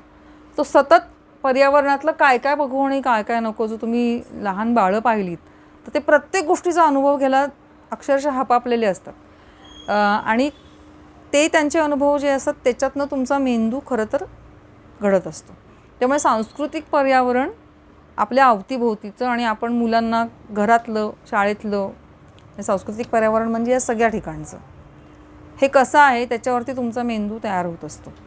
तर त्याच्याविषयीची खूप चांगली चर्चा ह्याच्यामध्ये आहे की वेगवेगळ्या देशांमधल्या किंवा ह्याच्यामध्ये सांस्कृतिक पर्यावरण म्हणजे, आणि अजून एक गंमत म्हणजे माणूस हा एकमेव प्राणी ज्याला संस्कृती आहे. मुळात संस्कृती म्हणजे काय? आत्ता भाताची पेरणी कशी करायची हे आपण पहिल्यापासून शोधतो का? आपल्या ऑलरेडी पूर्वजांनी ते काम खूप वर्षांपासून केलेलं आहे. तर ज्ञानाचं संचित ज्याला आपण म्हणतो ते आपल्याला संस्कृतीमुळे मिळतं. म्हणजे काय पदार्थ खायचे, कुठलं धान्य खायचं, हे कुठनं आलं आपल्यापर्यंत? तर हे कितीतरी वर्ष म्हणजे लाखो वर्षांपासूनचं आहे. आपण शेती करायच्याही खूप आधीपासून कुठलं म्हणजे कितीतरी लोक मेले असतील काहीतरी कंदमुळं खाऊन आणि हे खाऊन की जे विषारी आहेत का नाही विषारी आहेत. तर हे आयुर्वेदिक वनस्पती कोणी शोधल्या हे खरोखरीच खूप हजारो वर्षांपासूनचं मिळालेलं संचित आहे, जे एका पिढीपासून पुढच्या पिढीपर्यंत असं जात राहतं. आणि ते ज्ञानाचं संचित आहे. ते ज्ञानाचं जसं आहे तसं परंपरांचं पण आहे. आणि ते परंपरांचं ओझं पण आपण काही वेळेला आपल्याबरोबर घेऊन टाकतो. हे जोपर्यंत ते ज्ञानाचं संचित आहे ते आपण कंटेम्पररी म्हणजे आत्ताच्या परिस्थितीला अनुकूल आहे का नाही हे टाळून बघत नाही. तोपर्यंत ते म्हणजे ते आत्ताच्या परिस्थितीत स्वीकारू शकतो का नाही स्वीकारू शकत हे आपल्या पूर्वजांनी केलेलं आहे. पण आपण मात्र ते आत्ता सध्या करत नाही, कारण आपण प्रचंड प्रमाणात संस्कृतीच्या आहारी गेलो. म्हणजे संस्कृतीचं संचित इतकं प्रचंड झालं आहे की अडगळीत पडलेल्या पण अनेक गोष्टी आपल्याला संस्कृतीतनं मिळालेल्या आहेत, ज्याचा आता आपल्याला खरं तर काहीच उपयोग नाही. त्यामुळे कुठल्या संस्कृती टिकतात तर ज्ञानाचा वारसा चांगल्या पद्धतीने जे पुढे घेऊन जातात त्या संस्कृती टिकतात. आणि जे परंपरांचं जोखड म्हणजे त्याचे एक उदाहरणच तुम्हाला देते मी. पॉलिनेशिया नावाचा एक देश होता, म्हणजे आयलंड छोटंसं बेटच आहे ते. तर त्या पॉलिनेशियन देशामध्ये मोठ्या आकाराचे दगडी देव बनवायचे अशी त्यांची परंपरा होती. अत्यंत समृद्ध देश, म्हणजे छोटासाच होता तो पण मोठा समृद्ध, आणि नारळ पोफळीच्या बागा आणि खूपच काय काय तिथे, जे टिपिकल आपल्या अंदमान निकोबारसारखा तो देश आहे. तर ती परंपरा दगडी देव बनवायचे आणि ते समुद्रकिनारी नेऊन थापायचे, म्हणजे तिथे ठेवायचे, इन्स्टॉल करायचे, असं त्यांच्याकडे परंपरा होती. तर ती परंपरा इतकी त्यांनी अंगात बाणवली होती की त्याच्यासाठी त्यांनी तिथली सगळी झाडं तोडली. परंपरा नाही केली तर देवाचा कोप होईल असं त्यांच्या काहीतरी संस्कृतीत ते कोणीतरी म्हणून गेलं असणार आणि ते त्यांनी प्रचंड सिरियसली घेतलं. आता ते शेवटचं झाड त्यांनी अलीकडे कितीतरी 15-20 वर्षापूर्वी कापलं आणि तो पूर्ण देश नाहीसं झाला. तिथले सगळे लोक खंगून मेले. पण इतकं होऊन सुद्धा त्यांच्या डोक्यावरनं ते भूतच नाहीसं झालं नाही. परंपरेचं चोखड त्यांनी सोडून दिलं नाही. तर तुम्हाला हे पुन्हा एकदा दिसेल की जे लोक परंपरांचं चोखड खूप मोठ्या प्रमाणात वागवतात ते विकसित होऊ शकत नाहीत. म्हणजे विकसित देशांमध्ये जर तुम्ही पाहिलं तर तुम्हाला असे खूप मोठे मोठे कादंबऱ्या आणि हे दिसतील ज्याच्यामध्ये येशू ख्रिस्ताची यथेच्छ चेष्टा केलेली आहे. त्यांचा धर्म ख्रिश्चन आहे, त्यांच्या येशू ख्रिस्ताचे कार्टून्स आहेत, तिथे खूप मोठे मोठे सिनेमे तुम्ही जर पाहिलेत ते आलेले आहेत. येशू ख्रिस्तावरची टिंगल करणारे, त्याला जी हिस्ट्री आहे त्याची तोडमोड करणारे. पण त्यांच्या भावना दुखावतात का? त्यांच्या भावना दुखवत नाहीत, कारण त्यांना काय मुद्दा, येशू ख्रिस्ताची शिकवण महत्त्वाची आहे. बाकी काय कोणाला काय म्हणायचं त्याचं स्वातंत्र्य त्यांना आहे, आम्हाला काय घ्यायचं ते आम्ही घेऊ शकतो. तेच लोक करतात. म्हणजे फ्रान्समध्ये तर तुम्ही इतके प्रचंड प्रमाणामध्ये लिटरेचर आहे, म्हणजे काय असं पण म्हटलं आता की मेरी ही व्हर्जिन नव्हतीच, काहीही सांगताय तुम्ही, असं कसं शक्य आहे, मी व्हर्जिन आईला बाळ कसं होईल, आता देवाची आई त्याच्याबद्दल असं कसं म्हणलं तुम्ही, असं कोणी नाही म्हणलं तिथे. तर प्रत्येकाला ते स्वातंत्र्य आहे आणि त्यांनी प्रत्येकाला तुम्हाला काय वाटतं ते तुम्ही लिहू शकता. धार्मिक भावना दुखवण्याचा जो प्रॉब्लेम आहे तो तिथे नाही आहे. कारण की परंपरेनं येणारं जे काही कडवेपणा आहे ना धर्मातला, त्याचे फळं त्यांनी भोगली आहेत. 1000 वर्ष युरोपमध्ये अंधारयुग होतं, कारण की पोपनी प्रचंड प्रमाणामध्ये लोकांना जखडवून ठेवलं होतं, इतक्या प्रचंड प्रमाणात की तिथे 1000 वर्ष कुठल्याही प्रकारची ज्ञाननिर्मिती झाली नाही. तुम्हाला माहिती असेल कदाचित की ब्रुनोला त्यांनी जिवंत जाळलं, ज्यांनी वेगळ्या प्रकारचं ज्ञान निर्माण करायचा प्रयत्न केला. गॅलिलिओ त्यांनी जेलमध्ये टाकलं, किंवा कोपर्निकस वगैरे हे लोक घाबरून अनेक गोष्टी करत नव्हते. म्हणजे त्यांचं जे काही त्यांना सापडलेलं ज्ञान आहे, त्याच्याही आधी खूप पूर्वी हायपिएशा नावाची बाई होती, तिलाही तिने असंच मारलं. तर हे साधारणपणे 2ऱ्या-3ऱ्या शतकामध्ये कॉन्स्टंटिनोपॉल नावाच्या राजांनी प्रचंड प्रमाणामध्ये ख्रिश्चन धर्म लादायला सुरुवात केली आणि खूप लोकांना मारलं तिने, जूनपासून ते अनेक लोकांना, आणि ख्रिश्चन धर्माचं वर्चस्व हे केलं, कारण त्याला त्याचं राज्य वाढवायचं होतं. तर स्वतःच्या सत्तेसाठी त्यांनी धर्माचा वापर केला आणि त्याच्यानंतरच्या काळामध्ये युरोप हे अंधारात गेलं. म्हणजे चक्क ग्रीक संस्कृती तुम्हाला माहिती असेल की ती ज्ञानाची परंपरा राखून होती. ती ग्रीक ज्ञान जे होतं ते नंतरच्या काळामध्ये इकडे अरब देशांमध्ये त्यांनी ते जागं ठेवलं. म्हणजे जेव्हा युरोपमध्ये अंधारयुग चालू होतं त्यावेळेला इथे मोहम्मद पैगंबरांचा इस्लाम धर्म 7व्या शतकामध्ये जेव्हा आला, 6व्या नंतरच्या शतकात, तेव्हा 300-400 वर्ष जी ज्ञानाची परंपरा चालू ठेवली ती मुस्लिम जगतात चालू होती. तुम्ही अल्जिब्रा म्हणता ना, तो अल्जिबर नावाचा शास्त्रज्ञ होता. केमिस्ट्री हे शब्द केमपासून आलेले आहे. तर अनेक तुम्हाला असे शब्द सापडतील आणि अनेक प्रकारचे त्याला वैज्ञानिक होते जे त्या जगामध्ये होते. तर मुद्दा आम्हाला एवढा सांगायचं की संस्कृती जेव्हा सामान्यांच्या जगण्याचे प्रश्न सोडवू शकते ते टिकतात. जे जोखड म्हणून आपल्या अंगावर राहतात. म्हणजे आपल्याकडे स्त्रियांचं स्थान काय आहे समाजामध्ये, अत्यंत दुय्यम पद्धतीने स्त्रियांना वागवलं जातं आजही. तर ते कशामुळे, ते परंपरा आमच्यात असं चालत नाही असं किती जण म्हणतात. आमच्यात म्हणजे कोणामध्ये? तर विचार करण्याची गोष्ट आहे की स्त्रिया शिकल्या, कितीही केलं, त्यांनी नोकऱ्या केल्या तरी घरकाम स्त्रियांच्याच वाट्याला येणार, हे कोणी सांगितलं? हो, आमच्यात तसंच असतं. तर हे खूप अभिमानाने बोललं जातं. त्याच्यावर विचार करण्याची गरज आहे की असं का बरं आहे. मग तसं युरोपमध्ये पण तसं दिसतं का, इकडे तर तसं दिसतं का? जरा डोळे उघडून बघूयात की इतर संस्कृतींमध्ये काय आहे. तर मुद्दा असा की परंपरांचे जोखड जे आहेत ते बाजूला ठेवून जर आपण ज्ञाननिर्मितीच्यासाठी, आपल्या भारतामध्ये किती ज्ञाननिर्मिती होते असं जर तुम्ही विचार केलात तर लक्षात येईल की नाही होत. का नाही होत? की काही वर्षांपूर्वी आपल्याला म्हणजे अमेरिकेत जाण्यासाठी 7 समुद्र ओलांडायचे नाहीत म्हणून आपण त्यांना शिक्षा करायचो. म्हणजे आपल्याकडे तशी पद्धत होती, समुद्र ओलांडायचं नाही, माहिती असेल तुम्हाला सगळ्यांना. मुद्दा असा आहे की हे आपण काढून टाकलं ना, आपण जोखड काढून टाकलं. सावित्रीबाई फुलेंमुळे आपल्याला स्त्रिया शिकायला लागल्या, हे जोखड आपण काढून टाकलं ना. तशा प्रकारे आपल्याला काही, म्हणजे हे मोठी उदाहरणं आहेत. त्यावेळेला सावित्रीबाईंना अंगावर शेण झेलायला लागले.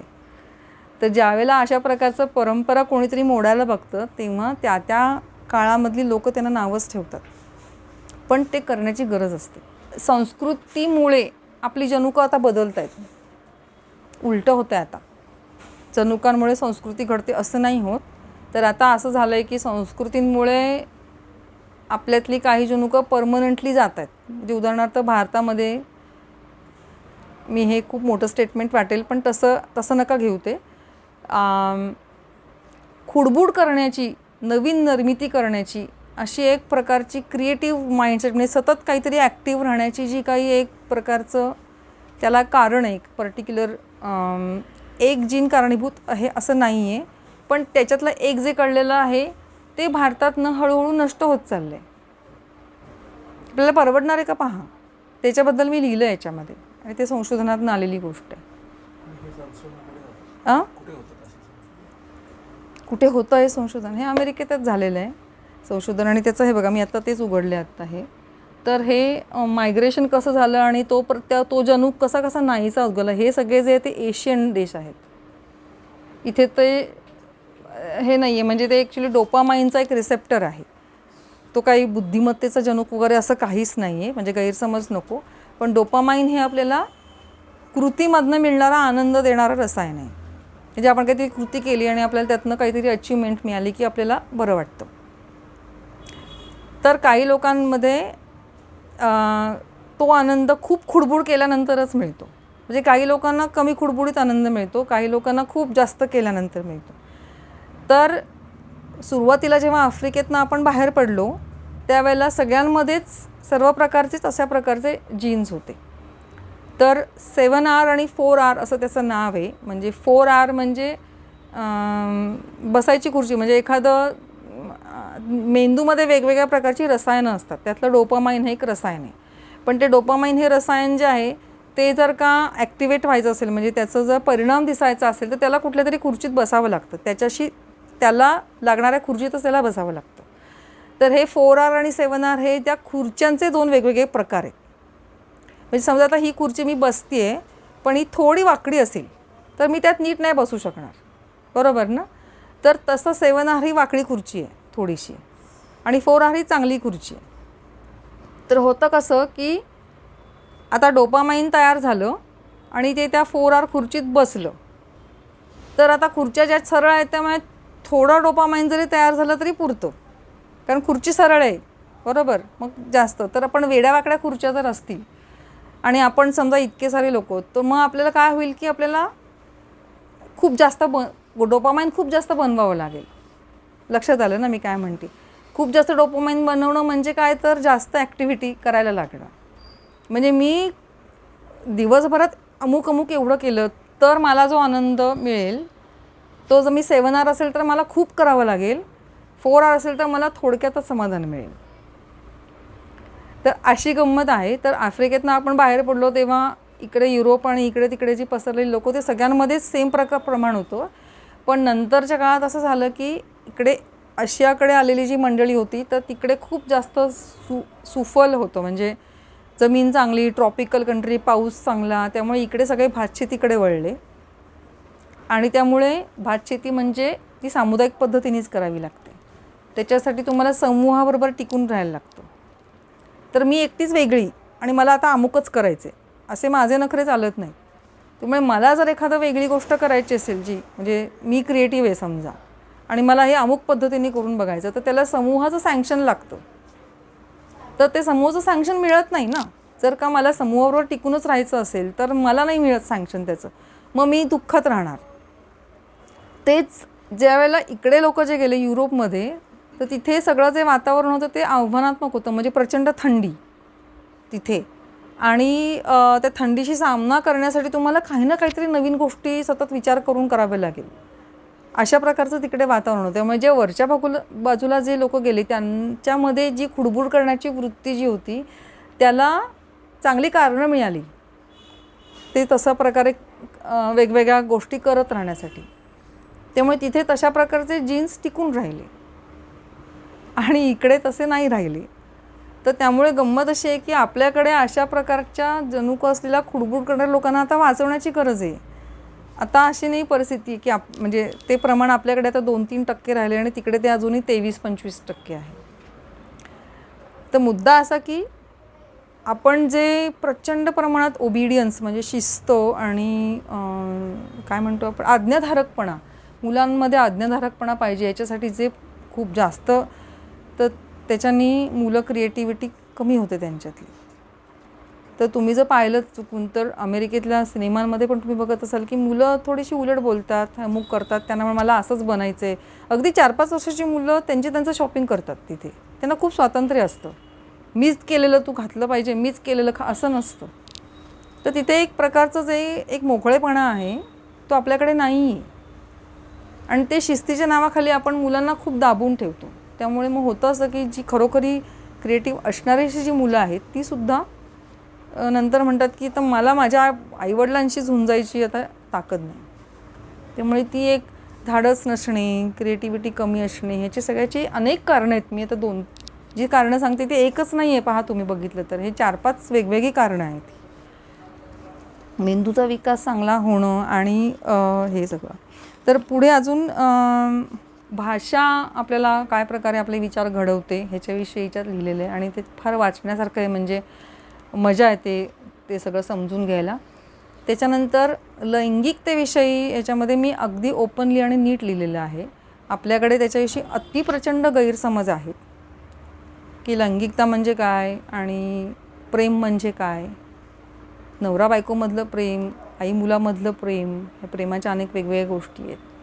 त्याच्यानंतर आपण पॉलिगॅमस आहोत का मोनोगॅमस आहोत, म्हणजे आपल्याला एकच पार्टनर आवडतो का अनेक पार्टनर असलेलं आपल्याला आवडतं, माणूस कशा प्रकारचा आहे ह्याच्याविषयी पण लिहिलेलं आहे आणि त्याच्याविषयी वेगवेगळे अभ्यास केले गेलेले आहेत.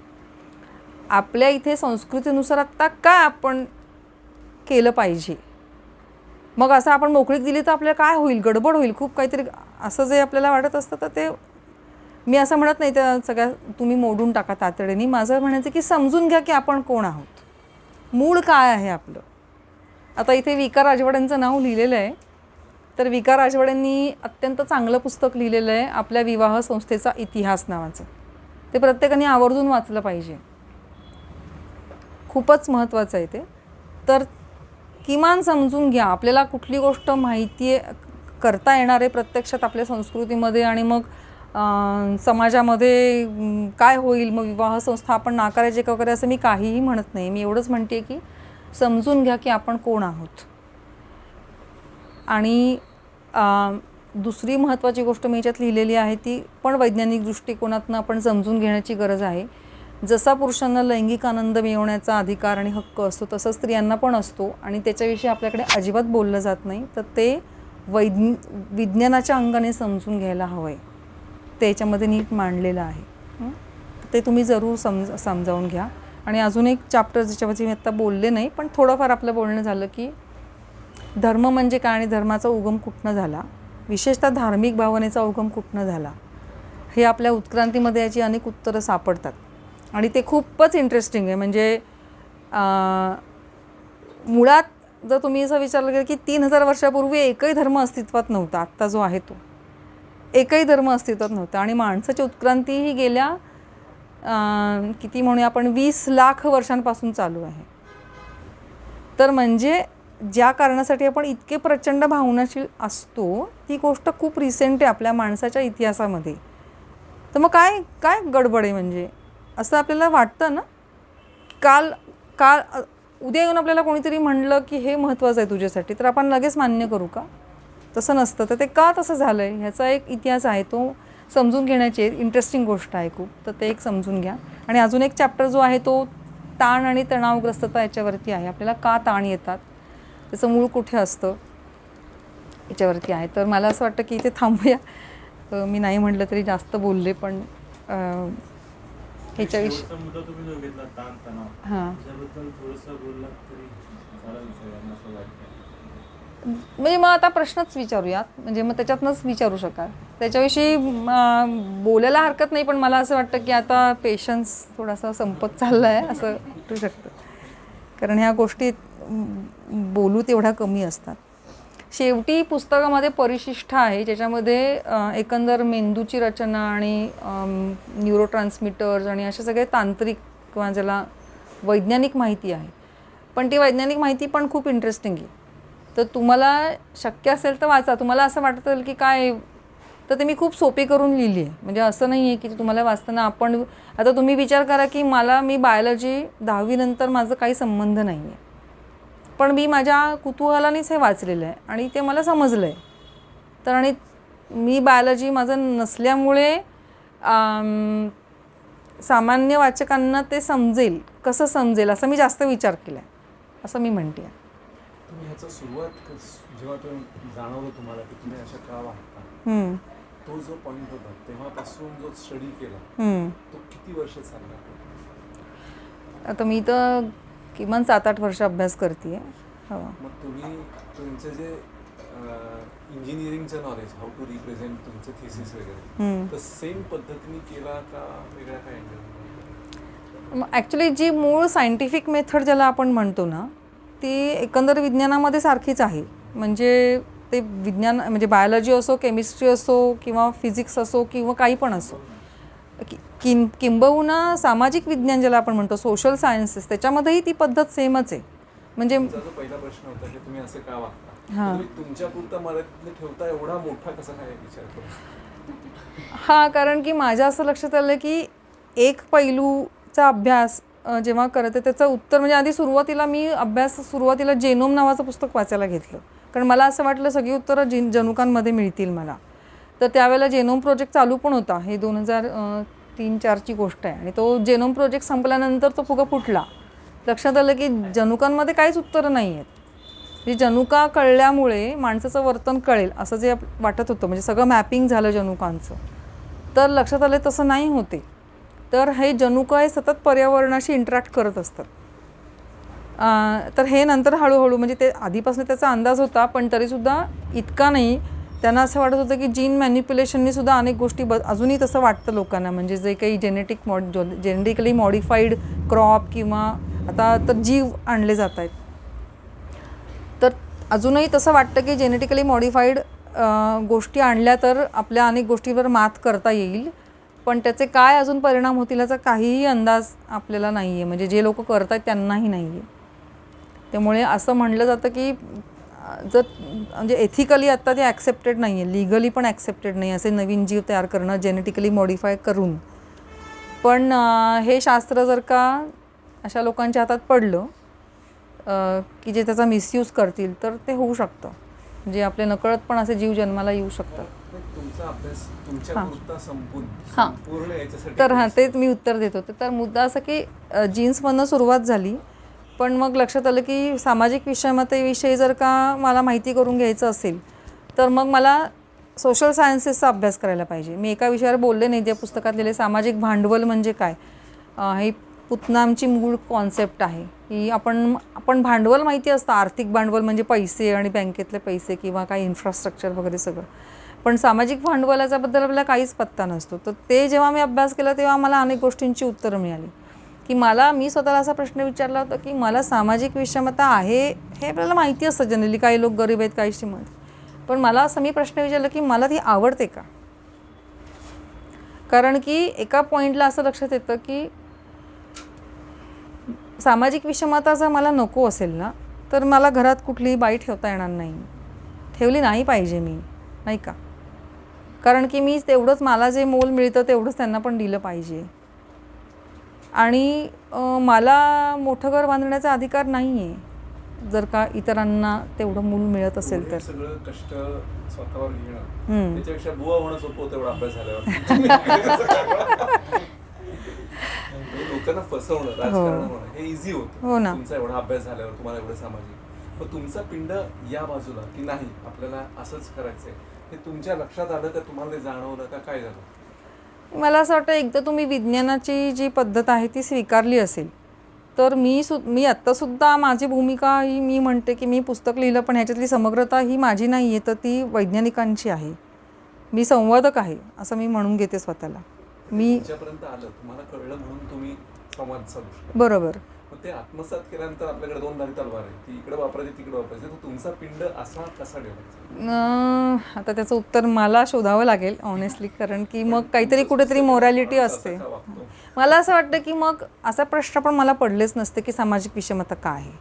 मुळात हा प्रश्न कोणाला पडतो, जर तुम्ही संवेदनशील असाल तरच पडतो, नाही तर पडत नाही. नाही तर मग काय मजाच आहे. फक्त भर टाकतो म्हणजे तुमच्या याचं उत्तर नाही, पण जो कुणी XYZ व्यक्ती जो विज्ञान एका बाजूला नीट समजून घेतोय आणि दुसऱ्या बाजूला सामाजिक विज्ञान पण समजून घेतोय, आणि ह्या दोघांच्या जेव्हा त्यांनी नीट समजून घेतलं असेल तेव्हा त्याला जे मिळालेलं ज्ञान आहे तर त्यांनी खरंच सामाजिक विज्ञानाचा एक नीटपणे समजून घेतला असेल आणि विज्ञानाची तत्वही त्यांनी घेतली, तर तो त्याचा उपयोग हा सामाजिक विज्ञानाच्या रेषेनेच पुढे करून घ्या. म्हणजे काय उदाहरणार्थ तो बदल म्हणजे त्यांचं मी म्हणत नाही, त्याची वेगळी असू शकते. हो अगदी अगदी. त्याच्यानुसार बाकीच्यांना प्रेरणा मिळतील की तुमचं पिंड तुम्ही कसा करायचं. त्याचा एक म्हणजे मला जेव्हा पहिला झटका लागला होता तो मला असा लागला होता, मी तुम्हाला त्याचं अगदी हे बारकाने सांगू शकते की मार्क्स अँड स्पेन्सर नावाच्या कंपनीत मी काम करत होते त्यावेळेला, आणि ती UK मधली खूप मोठी कंपनी आहे.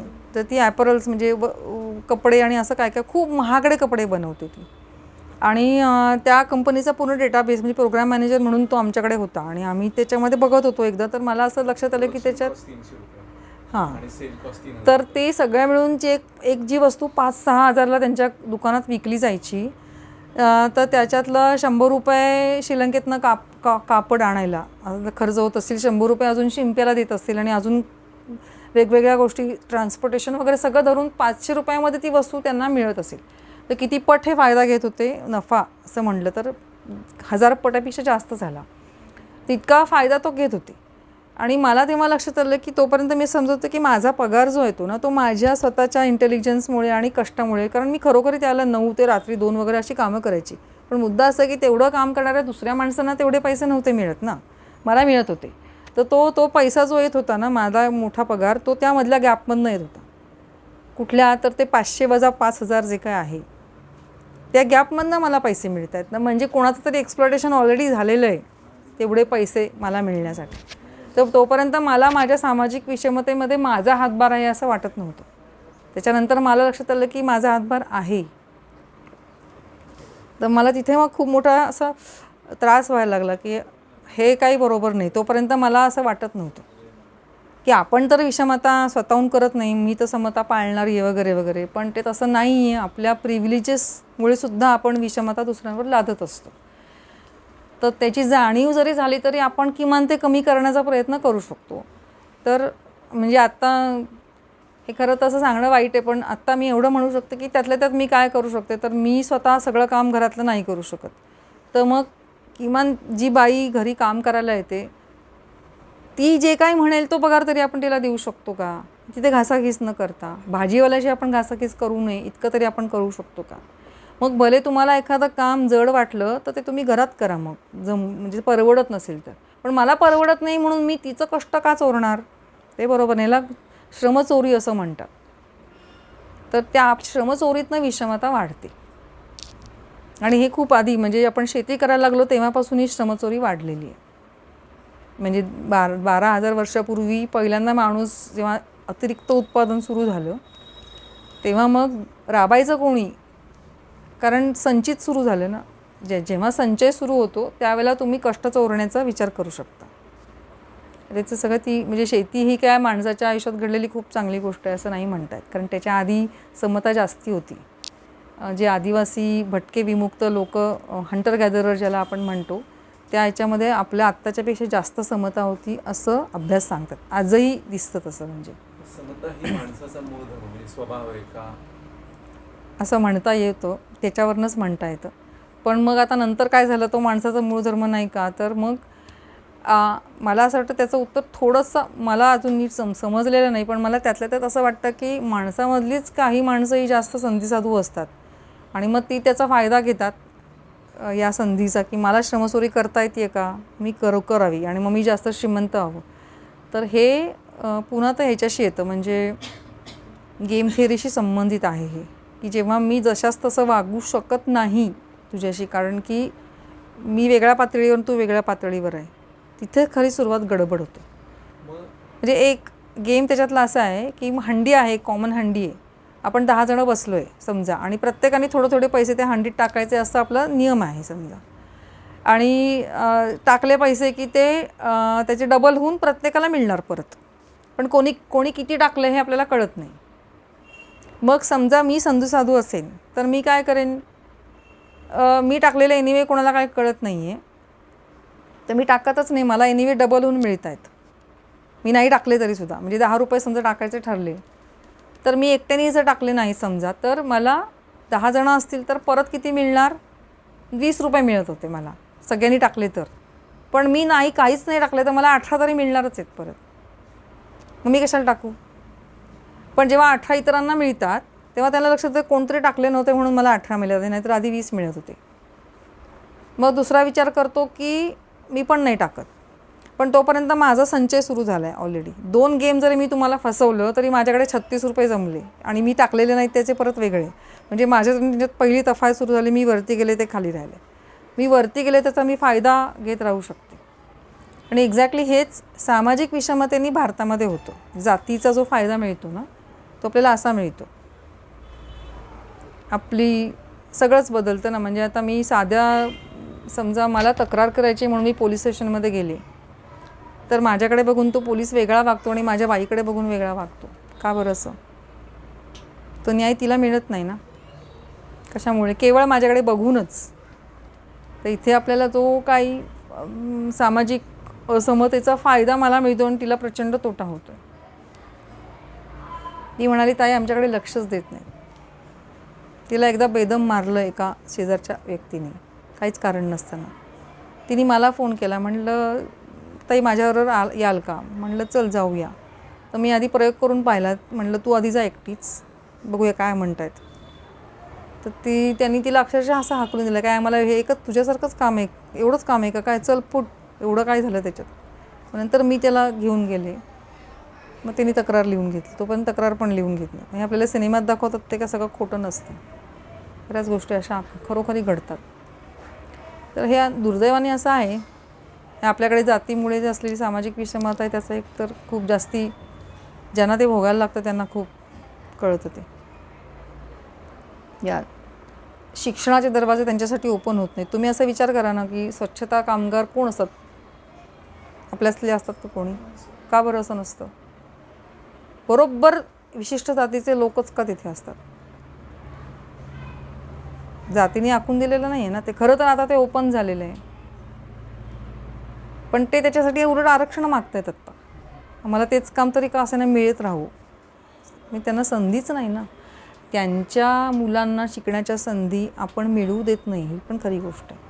तुम्ही विचार करून बघा, 25% जे आरक्षण असतं ना वेगवेगळ्या शाळांमध्ये आत्ता मिळालं आहे ना, तिथल्या मुलांना कसं वागवलं जातं एकदा जाऊन बघा फक्त.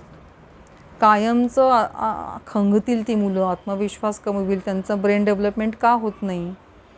अरेस्ट होतो ब्रेन, कारण तुम्हाला सतत तुमच्या दुय्यमतेची आणि तुम्ही किती कमी आहे त्याची जाणीव करून दिली तर काय होईल मेंदूचं? तसं होतं त्यांचं. जे आपण सतत असं म्हणत असतो कशाला पाहिजे आरक्षण. त्या आरक्षणाची का गरज आहे जेव्हा तुम्ही त्या मुलांना बघाल तेव्हा तुम्हाला कळेल की खरोखरी गरज आहे. आणि गंमत म्हणजे आता आरक्षणाचे बद्दल खूप चांगले चांगले रिसर्च पेपर्स बाहेर येत आहेत. त्याच्यामध्ये असं पण लक्षात आलेलं आहे की रेल्वेमध्ये आरक्षण दिल्यानंतरच्या काळामध्ये मोठा अभ्यास केला गेला की आरक्षण दिलेले लोक कसं काम करतात आणि विना आरक्षण कसं काम करतात. तर आरक्षण घेऊन जी लोक रेल्वेच्या वेगवेगळ्या डिपार्टमेंटमध्ये काम करतात त्यांची एफिशियन्सी प्रचंड जास्ती आहे विदाऊट आरक्षण गेलेल्या ओपन कॅटेगरीमधल्या लोकांपेक्षा. हा रिसर्च पेपर आहे. हां हो हो, तो अभ्यास मी तुम्हाला ते माझ्या पुस्तकात त्याचा उल्लेख आहे. तुम्ही म्हणजे शेवटीच्या लिस्टमध्ये आहे ते. प्राईम मिनिस्टर ऑफिसने परमिशन दिलं असं काय काय नाही कळलं नाही. प्राईम मिनिस्टर ऑफिसने परमिशन दिल्याशिवाय पब्लिश होत नाही. नाही, हा त्याच्या आधी झालेला पब्लिश झालेला आहे. आणि अजूनही काही युनिव्हर्सिटी आहेत की ज्याच्यामध्ये निर्भीडपणे पब्लिश केलं जातं. आता अशोका युनिव्हर्सिटी जी दिल्लीची आहे ते, आणि काही ठिकाणी केलं जातं ना, काही ठिकाणी आहे तो त्रास आहे. GDP सारखं आहे अशी. हो ना. आणि म्हणजे खरोखरी काही ठिकाणी आहे अंकुश आहे खूप मोठ्या प्रमाणात काय प्रकार प्रसिद्ध करायचं काय नाही करायचं. पण ते आता कमी होईल असं वाटतंय, बघूयात, माहीत नाही आत्ता. माझा एक प्रश्न आहे की मानवी वर्तनाचं आपण आम्हाला चर्चा केली की सांस्कृतिक पर्यावरण जे आहे त्याच्यातून तो कसा वागतो हे आपल्याला कळू शकतो. समजा मला कळालं की माझं हे जे वर्तन आहे या पर्यावरणामुळे आहे, तर मला ते बदलायचं, ते चुकीचं आहे. मी जे वागतोय किंवा मी जशा पद्धतीने चिडचिड करतोय, ओरडतोय किंवा अजून काही, पण माझ्या आजूबाजूचा जो परिप्रेक्ष्य आहे त्याच्यामुळे ते घडलं. पण मग आपल्या भोवतीचं जे पर्यावरण आहे ते आपल्या हातात तर नसतं बऱ्याच वेळा. मला बदलायचंय किंवा माझ्यात सुधारणा करायचं, त्याच्यासाठी काय? अगदी चांगला प्रश्न आहे. म्हणजे मला पण हाच त्रासातनं मी गेलेली आहे, त्यामुळे मी याचं उत्तर थोडं देऊ शकेन. कारण पर्यावरण बदललं नाही तर मग माझी चिडचिड होत राहणं, मला ती भीती आणि इन्सिक्युरिटी होतं, तर ते त्याच्यात तर बदल होत नाही तरी मी कसं बदलायचं असं आपल्याला वाटू शकतं. तर माझा स्वतःचा अनुभव सांगायचं झालं तर त्याला वेगवेगळे उपाय आहेत. म्हणजे अगदी मेडिटेशनपासून ते लिहून काढणे स्वतःच्या वर्तनामधल्या गोष्टी, आणि बारीक प्रमाणात बदल करत राहणे स्वतःमध्ये. आज मला इतकं जमलेलं आहे, हे मला जमलं की मग पुढचा मुद्दा असं करत करत बारीक सारीक, आणि मग ते एकदा त्याची सवय झाली ना की त्याचं इंट्युशन बनतं. म्हणजे मी ठरवलं, मी फक्त एकच टार्गेट ठेवलं की हे मी कधीतरी 15 वर्षापूर्वीचं सांगेन, भाजी घेताना घासाघीस करायची नाही करायची, म्हणजे नाही करायची. मग मी दुसरीकडे कुठेतरी कपात करेन माझ्या खर्चामध्ये. मॉलमध्ये जाताना तिथे घासाघीस करतो का आपण? नाही ना. तिथे 2-2 हजाराचे आयटम सहजपणे घेतो. तर मग ते एक उदाहरण आपण सुरू करू शकतो. म्हणजे मी उदाहरणं सांगते याच्यासाठी की आपण कोणावर राग काढतो आहे याचा एक थोडासा दिवसाकाठी आढावा घ्यायचा रात्री झोपायच्या आधी, की आपण आज किती वेळेला ओरडलो, काय केलं, कोणावर ओरडलो. बरं ठीक आहे, ओरडलं ते आपण कमी नाही समजा झालं असेल तर किमान त्या माणसाची जाऊन माफी तरी मागता येते का आपल्याला? तिथे आपण किमान स्वतःशी प्रामाणिक राहतो आहे का? आणि मग असं करत करत जेव्हा माफी मागावी लागते ना तेव्हा त्याच्यात आपोआप बदल होतो. कारण आपल्याला माफी मागणं आवडत नाही, मग आपण ते तरी करायला लागू नये म्हणून स्वतःला बदलायचा प्रयत्न करतो. त्यामुळे हे बदल बारीक सारीक पद्धतीने रोज पण सातत्याने जर का आपण स्वतःला सांगत राहिलो तर त्याचं इंट्युशन बनतं. मग इंट्युशन एकदा बनलं ना की त्या वागण्याचा प्रयत्न म्हणजे जसं आपण सायकल शिकताना आपल्याला त्रास होतो, प्रयत्न करावे लागतात, पण एकदा शिकलो की ते ऑटोमॅटिक होतं काम, ऑटो पायलटवर जातो. तसं वर्तनामधले बदलसुद्धा ऑटो पायलटवर जाऊ शकतात, असं आहे. याच्यामध्ये दुसरी बाजू म्हणजे आपण ही बाजू एक बोललो ना, प्रिव्हिलेज लोकांनी त्यांच्या वर्तनामध्ये बदल करण्यासाठी ते काय करू शकतो. जेव्हा दुसऱ्या साईडला आपण असतो आणि तेव्हा ही परिस्थिती बदलता येणार नसते, ते थोडंसं अवघड होतं. म्हणजे समजा आरक्षणातून ॲडमिशन मिळालं आहे, याचा अर्थ तुला तेवढी अक्कल नाही.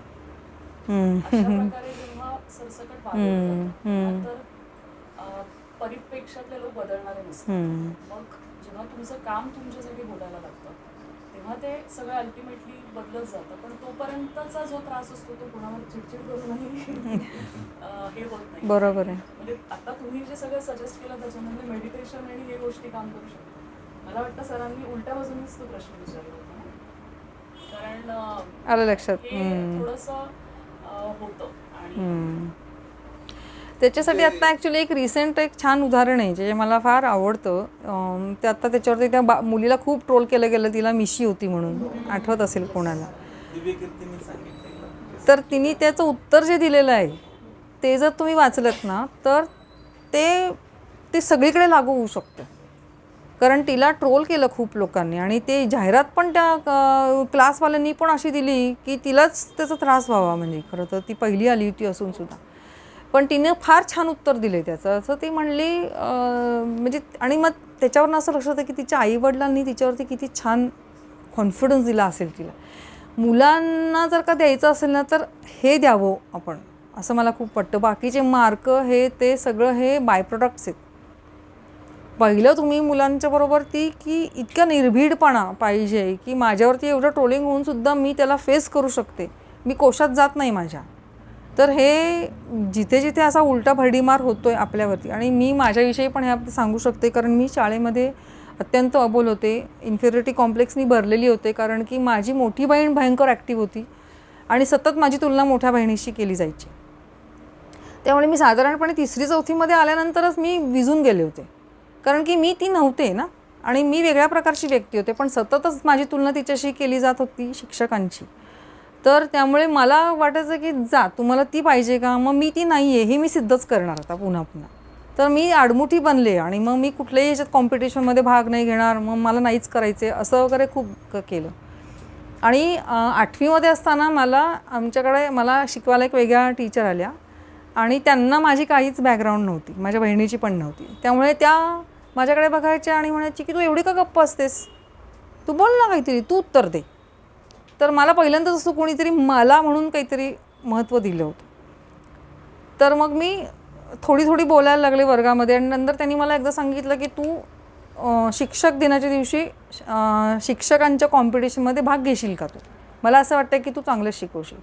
तर मला असं कळलं नाही की मी इतकी अबोल असून त्यांना माझ्यावर इतका का कॉन्फिडन्स वाटला असावा. पहा किती माणूस बदलतो. तर मी भाग घेतला आणि मी इतकं जीवतोड शिकवलं की मला पहिलं बक्षीस मिळालं त्याच्यात. तर गंमत तीच आहे की माझ्यात इन्फिरिटी कॉम्प्लेक्स होता आणि तो नंतरसुद्धा पुरला. म्हणजे त्या एकाने काही बदलले नाही मी, पण मला तो एक ट्रिगर मिळाला ना, पहिला ट्रिगर मिळाला की मी बदलू शकते.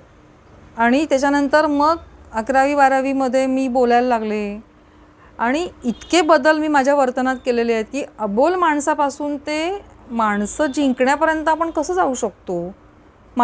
काय बोललं मी तर समोरच्याला आवडेल ह्याचा मी अभ्यास करत होते 11वीत.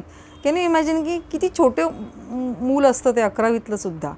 की मला असं लक्षात आलं की मला सोशल व्हायचं असेल तर मला हे स्किल मिळवलं पाहिजे की जी आत्तापर्यंत डेव्हलपच नव्हतं झालं माझं, पण ते होऊ शकतं. तर मला माझ्या उदाहरणावरनं तेच कळतं की बाबा होऊ शकतं आणि इन्फिरिटी कॉम्प्लेक्समधनं आपण बाहेर येऊ शकतो नीटपणे. अगदी जे भय इथले संपत नाही पासून डर के आगे जीत. करेक्ट. इथपर्यंतच अगदी अगदी अगदी. आणि मला वाटतं स्वतःवरतीच डिपेंड आहे बऱ्याच गोष्टी. आणि मला तर म्हणजे असं वाटतं की तुम्हाला काहीतरी चॅलेंजिंग असेल ना तर तुमच्यात काहीतरी बनण्याची उर्मी तयार होते. सगळंच खूप कम्फर्टेबल असेल तर नाही उर्मी होत. म्हणजे माझ्यातसुद्धा हा आडमुठेपणा आणि काहीतरी वेगळं करण्याची वृत्ती जी झाली ती माझ्या लहानपणात ही मुळं आहेत. म्हणजे मला अनेक शिक्षकांनी प्रश्न विचारते म्हणून बाहेर उभं केलं होतं. त्यांना प्रश्नांची उत्तरं माहीत नव्हती म्हणून ते मला म्हणायचे की मला चिपली म्हणायचे वर्गात. त्याच्यावरनं पण मला खूप चिडवलं. चिकटपट्टी म्हणजे आडनावावरनं पण खूप जास्त चिडवाचिडवी माझ्या वर्गातल्या मुलांनी आणि शिक्षकांनी पण मला केलेली. तर तुम्ही विचार करा की इतकं अपमान वर्गासमोर अनेकदा माझा झालेला असताना सुद्धा आपण त्यातनं बाहेर पडू शकतो असंच मला दिसलं त्याच्यानंतर. आणि ती उलट माझ्या मनात जिद्द झाली की मी यांच्यासारखी नेहमी कोणीतरी वेगळी आहे आणि मी वेगळी होणार कोणीतरी. तर ह्याच्यासाठी ना एक रेझिलियन्स डेव्हलप व्हायला लागतो जो माझ्या आईने माझ्यात डेव्हलप केला असं मला वाटतं खूप. म्हणजे चिवटपणा जो आपण म्हणतो की टिकून राहायचं काही झालं तरी तू बरोबर आहेस, तू कर, तुला काही प्रॉब्लेम नाही आहे. तर तो रेझिलियन्स म्हणजे मला ते अनेक तशी आईन्स्टाईनच्या आईने पण तो रेझिलियन्स त्याला दिलं. आईन्स्टाईन हा मूर्ख विद्यार्थी म्हणून त्याला गाडलं होतं बाहेर शाळेतनं. मला वाटतं एडिसनचं पण तशीच केस आहे. तुम्ही अशा खूप केसेस तुम्हाला बघायला मिळतील. तर मला त्यांच्यासारख्या अजून ॲडव्हर्स कंडिशनमध्ये टाकलं असतं तर कदाचित मी पण बनले असते आईन्स्टाईन. पण ॲडव्हर्सिटी आणि अर्थातच जणू काही सगळ्याचं हे परिणाम आहे. म्हणजे एकत्र तसं काही म्हणता येत नाही. रिस्पॉन्स कसा आहे म्हणायचं हे पण महत्त्वाचं आहे. कशाचा? म्हणजे जी ॲडव्हर्सिटी हो. त्याच्याकडे तुम्ही कुठल्या अँगलने बघता? मी बघण्यापेक्षा मला माझ्या आजूबाजूच्या लोकांनी कसं ट्रीट केलं. माझ्या आईनी मला घालून पडून बोललं का की बरोबरच आहे ते असंच बोलणार, तुला काय येतं नाही तरी, तुझ्या वर्गातली ती बघ किती पुढे जाते, असं माझी आई नाही म्हटली मला. ती म्हटली तुला येतं तू कर. हो हो येस. आता जो तुम्ही चर्चा केली हीच सामाजिक उद्देश होता का हे सगळा एवढा मोठा पुस्तक लिहिणं? नाही, ॲक्च्युली पुस्तक लिहिणं हा फार मोठा योगायोग आहे. म्हणजे मी अभ्यास करताना बिलकुलच पुस्तक किंवा काही लिहायच्या उद्देशाने केलेलाच नाही होता. होण्याच्या उद्देशाने नाही ना, मी फक्त माझ्या स्वतःच्या समाधानासाठीच अभ्यास करत होते. आणि वाचायला खूप आवडायचं आणि व्हिडिओज वेगवेगळ्या क्षेत्रामध्ये काय लोक आता संशोधन करत आहेत ह्या विषयावरती. म्हणजे कुठलाही एखादा जो सेन्सिटिव्ह मनाचा माणूस असतो ना त्याला ह्युमन कॉन्शियसनेसविषयी सतत कुतूहल वाटतं. माणसाला जे कॉन्शियसनेस आहे ते कुठनं आला, इतर प्राण्यांच्यापेक्षा माणूस एवढा वेगळा कसा, असा प्रश्न पडतोच कुठल्या तरी स्टेजला. तर मग तो जनुकातनं आला आहे का अमुकनं आला आहे का इथनं आला आहे का कुठनं आला आहे नेमका, असं आपण कसं घडलो. तर हे एक कुतूहल जे होतं ते. आणि मी मगाशी म्हणलं तसं मला पडलेले प्रश्न विषमतेशी संबंधित. आणि अजून एक मी काम करते ते म्हणजे सायंटिफिक थिंकिंग आणि क्रिटिकल थिंकिंग डेव्हलप करण्यासाठी मी म्हणजे शिक्षण क्षेत्रामध्ये मी पडायचं ठरवलं. मी ॲक्च्युली 2009 साली माझा जॉब सोडला IT मधला. बरेच काळ मी बाहेर होते, UK आणि US राहत होते. त्यावेळेला तिथली शिक्षण पद्धती आपल्यापेक्षा खूप वेगळी असं जाणवत होतं मला. म्हणजे माझा मुलगा त्या शाळेत तिकडे जात होता आणि मग तिथे मुलांना खूप आदरपूर्वक वागवलं जातं. मुलांच्याकडे त्याला काय कळतं आहे असं बघत नाही, ते छोटं माणूस आहे असं बघितलं जातं त्याच्याकडे. आणि त्यामुळे त्यांच्याशी इक्वल पातळीवरती चर्चा चालते. त्याला एन्क्वायरी पद्धत असं म्हणतात, म्हणजे ती आपसुकच आहे तिथे. भारतामध्ये मात्र बरोबर उलटं चित्र आहे त्याच्या. मुलांना काहीच समजत नाही असं समजूनच त्यांच्याशी व्यवहार केला जातो, अगदी पालकांपासून शिक्षक सगळीकडेच. तर तो फार मोठा दृष्टिकोनातला फरक आहे. आणि मी त्यावेळेला प्रोग्राम मॅनेजर असताना अनेक लोकांचे इंटरव्ह्यूज मी घेत होते, तेव्हा लक्षात येत होतं की भारतातल्या शिक्षण व्यवस्थेमध्ये असं आहे.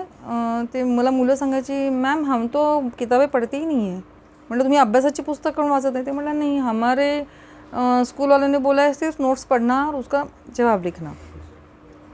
तर त्याच्यावरच तुम्ही परीक्षा पास बाकी कशाला काय, परीक्षा पास होणं हेच ध्येय आहे ना तुमचं. तर हा प्रॉब्लेम आहे. आपलं ध्येय काय आहे? What is your syllabus? Do you want to develop your capacities or do you want to just get marks? तर तिथे त्यांचं सिलेबस हे माणूस घडवणं हे असतं. भारतामध्ये सिलेबस म्हणजे उद्देश असा असतो की परीक्षा पास होणं. तर हा पालकांचा पण नजरिया बदलणं फार आवश्यक आहे या बाबतीत. शाळा तशा झालेल्या आहेत कारण पालकच्या अपेक्षा करतात. शिवाजी महाराजांनी आग्र्यावरून सुटका तेव्हा संभाजीराजे 12 वर्षाचे असताना सुद्धा एक जबाबदार माणूस म्हणून ते बरोबर घेऊन गेले होते किंवा त्यांच्यावरती तसं संस्कार घडवले होते त्यांनी की तुझी पण पुढे जबाबदारी आहे, तू लहान नाहीस, तुला हे सगळं पुढे जाऊन फेस करायचं. आपण अगदी उन्हात सुद्धा नेत नाही 12 वर्ष. तेच तर ना, म्हणजे इतकं जपायचं. आणि आजकालच्या पालकांची अशी वृत्ती आहे, मला जे भोगायला लागलं ते तुला भोगायला लागू नये. अरे तुम्हाला जे भोगलंय म्हणूनच तुम्ही असं घडलाय ना. ते भोगणं महत्त्वाचं आहे. सायकल उन्हात चालवणं महत्त्वाचं आहे. मुलं पण एका पॉईंटनंतर आळशी बनतात ना. मग ते म्हणतात एवढं वाचायचं आहे.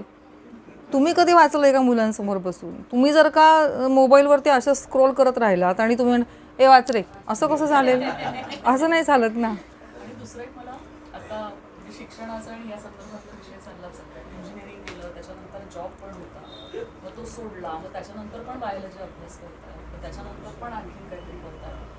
आमच्याकडे जनरली एकतर आम्ही शिकतो याच्यासाठी की आम्हाला मार्क हवे असतात कारण आम्हाला नोकरी हवी असते कारण आम्हाला पैसे पाहिजे असतात. एकदा का पगार सुरू झाला त्यानंतर आम्ही दुसरं काही वाचावं नाही वाचावं, शिकावं नाही शिकावं, त्याचे काही दुष्परिणाम आहेत का की आपण काहीच नवीन शिकलो नाही. एक आता समजा मी प्रॅक्टिस सुरू केली 30व्या वर्षी, त्याच्यानंतर माझ्या आयुष्यामध्ये म्हणजे फक्त सर्जिकल पॉईंट ऑफ व्ह्यू काही मी शिकणार आहे आणि मी रोज त्याच प्रकारचे पेशंट्स बघणार आहे.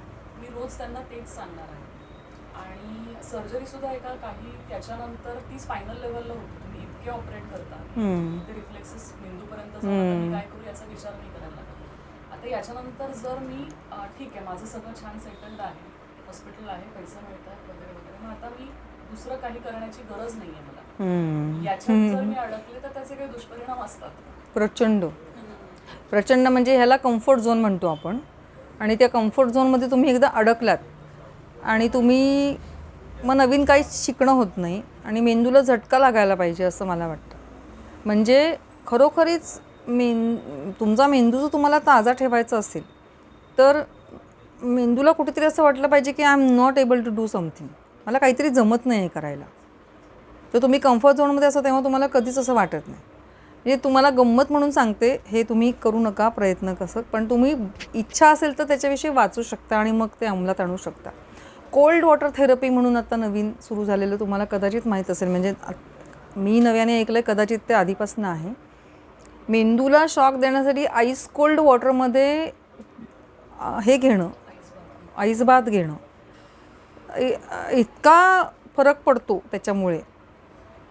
तर आता आईस बाथच घ्यायला पाहिजे असं काही नाही आहे. तर तुम्ही रोज काहीतरी तुम्हाला मेंदूला पझलिंग असं काहीतरी मिळालं पाहिजे, तर मेंदू सतत तल्लक राहतो. मग त्याच्यासाठी तुम्ही मार्ग शोधून काढू शकता ना, की मला काहीतरी समजत नसलेलं मी काहीतरी करेन. मला काय आवडत नाही, मला मातीत हात घालायला आवडत नाही, मग मी मातीकामच करेन. आता आज मला जे आवडत नाही ती एक तरी गोष्ट शिकायची महिन्यात नाही, तर त्याला डिस्कम्फर्ट मिळतं, म्हणजे आपल्याला नाही आवडत आहे. तर मी 18 वर्षाची असताना मी इतकी कंटाळले होते ना, की मी असं ठरवलं की घरातनं बाहेर पडायचं 4 दिवस. मी आईला सांगितलं, मग मैत्रिणींनी बोलवलं असं म्हणून मी घरातनं बाहेर पडले. आणि मला ज्या गोष्टींची भीती वाटत होती, मुळात एकटीनं प्रवास करायला भीती वाटायची, म्हणून मी ठरवलं एकटीने बाहेर पडायचं. ही किती सालची गोष्ट, मला वाटतं 88 सालची गोष्ट असेल, 87 किंवा 88. तर मी रेल्वे स्टेशनवर गेले. मी म्हटलं आत्ता कुठली रेल्वे लागली आहे, जी कुठली असेल त्याचं तिकीट द्या, कुठलं पाहिजे ते. म्हणले सकाळी 6ला कुठलं स्टेशन आहे त्याचं द्या. असं म्हणून मी ते गाडीत बसले. आणि म्हणजे आता हे अजिबात कोणी इम्प्लिमेंट करण्याची गरज नाही, पण मी सांगते की मला झटका म्हणजे मी कसं मला त्यावेळेला मला काय वाटलं आणि मी तसं केलं मला नाही सांगता येणार. पण मला मुसलमान लोकांची भीती वाटत होती, मला भिकाऱ्यांची भीती वाटत होती, मला दारू पिणाऱ्या माणसांची भीती वाटत होती, मला पुरुषांची भीती वाटत होती. मला असं वाटायचं माझ्यावर रेप होणार कधी ना कधी. या सगळ्या भीत्या माझ्या आजूबाजूला होत्या. म्हणून मी एकटीने प्रवास करायचं ठरवलं. त्याच्यानंतर मी प्रवासामध्ये मला तर तिकीट असंच होतं ना, बर्थ बीर्थ काय नव्हतं, रात्रभर झोपून जायचं तर मग कुठे बसणार. मग मी ठरवलं की बघायचं आणि एखादा मुस्लिम कुटुंब असेल तर ते शेजारी जाऊन बसायचं. मग तसं शोधलं आणि मग त्यांच्याबरोबर गप्पा मारत मी बसले आणि इतकी मजा आली तसं गप्पा मार, कारण मला शेरोशायरीचा नाद होता आणि मग त्यांना पण होता आणि आम्ही खूप जास्ती गप्पा मारत मारत गेलो. त्यांनीच मला सकाळी 6 वाजता उठवलं. आपको उतरना आहे ना, मी म्हटलं हां. मग काय आलं, मग सकाळी कुठलं तरी एक गाव आलं, तिथे मी उतरले. कुठं राहायचं माहीत नाही. मग मी बघून घेतलं त्यातल्या त्यात की स्टेशनवर झोपायला जागा आहे का, आणि मग मी ते गावात शिरले. त्या गावात एक मठ होता. मग तिथे असं वाटलं की अरे इथे आहे मठ तर इथे आपण काहीतरी करूया. मग तिथे मी फिरत होते. मग नदीवर मी अंघोळ केली. मी कधीच आयुष्यात तसं केलं नव्हतं, त्याच्या आधी एकट्याने कधी फिरले नव्हते. मग मी तिथे त्या मठामध्ये प्रसाद देतात, तर तिथे भिकाऱ्यांची एक वेगळी हे ठेवली होती त्यांनी जागा की जिथे त्यांना वाढणार होती. मी तिथे जाऊन बसले. तिथे मला वाडा म्हणून सांगितलं. म्हणजे मी अशा लोकांमध्ये बसले की ज्याची मला प्रचंड मनापासून भीती वाटत होती. मला स्वप्न पडायची की मी भिकारी झाली असं. तर मी ते केलं की तिथे जाऊन बसले. मग तिथे लोक माझ्याकडे बघायला लागले.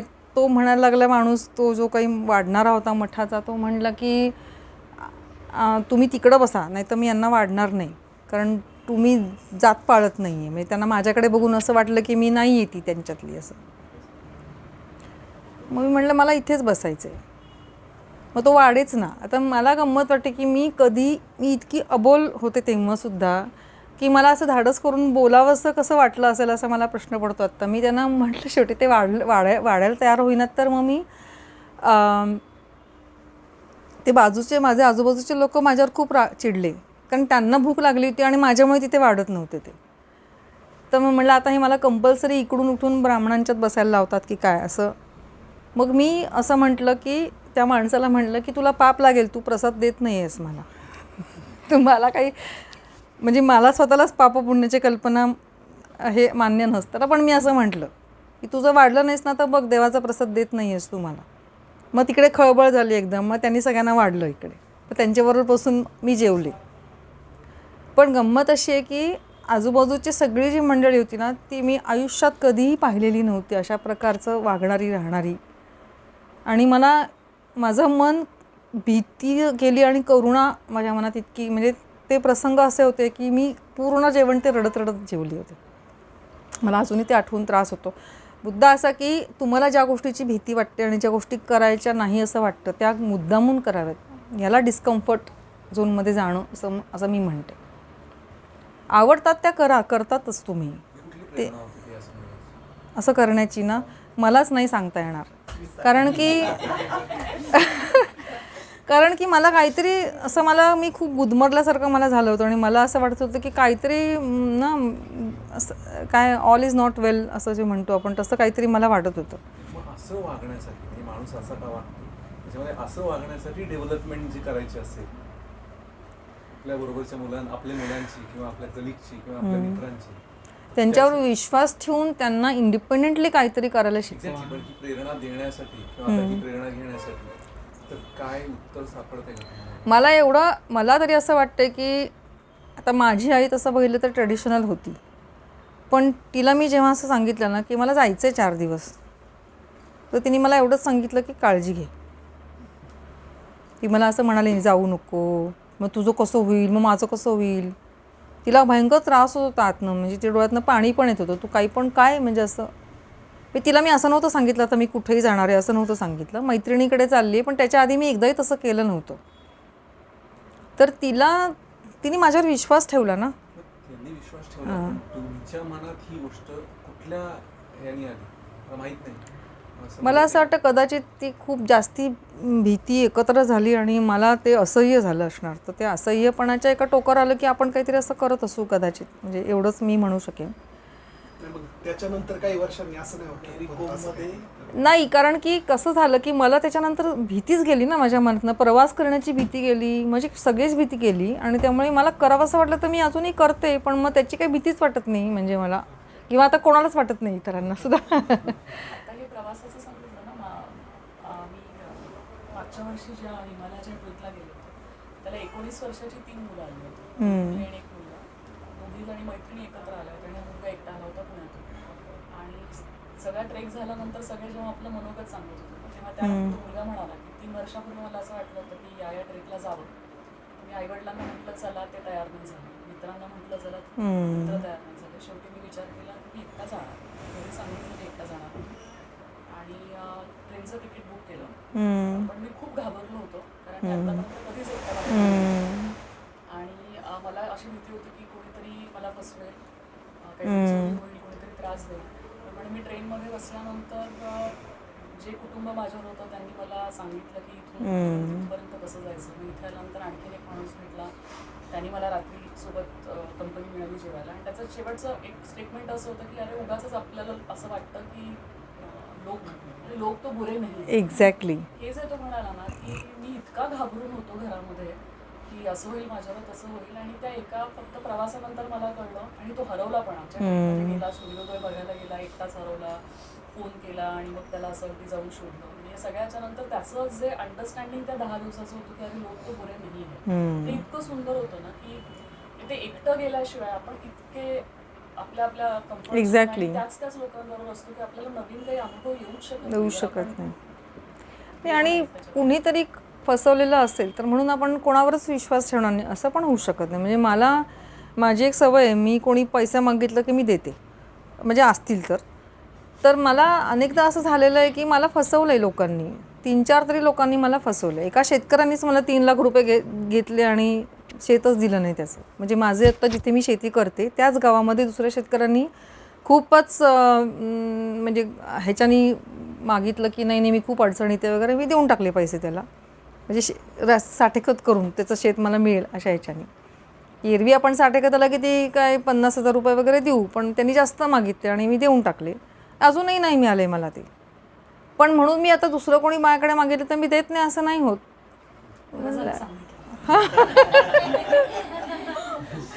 कारण आपण विश्वास ठेवायला शिकलंच पाहिजे. पैसे मागण्याचं अजून दुसरं कोणाला काही मागच्या जर तुला काय असेल तर तुला काही प्रश्न आहेत? नाही? कसं वाटलं तुला? चांगलं वाटलं. अजून कोण कोण लहान आहे इथे? तिला इथून मी गावाकडे पाठवलं होतं आणि आमचा जो गावाचा स्टॉप आहे ना त्या स्टॉप जवळ गेल्यावरती ती उभं राहिली समोर येऊन, पण कंडक्टर झोपले होते. त्यांनी काही उठवलंच नाही. पुढच्या स्टॉपला गेली. अच्छा. मग त्यांच्या लक्षात आलं अरे हिला उतरायचं होतं. हां. पुढच्या स्टॉपला उतरलं, परत ती उलटी आली. दुसऱ्या एसटीने गावच्या स्टॉपला. मग तिने तो अनुभव घेतला ना. नुकताच अनुभव आहे. मस्त आहे, चांगला अनुभव आहे. असं व्हायला पाहिजे, मग मजा येते.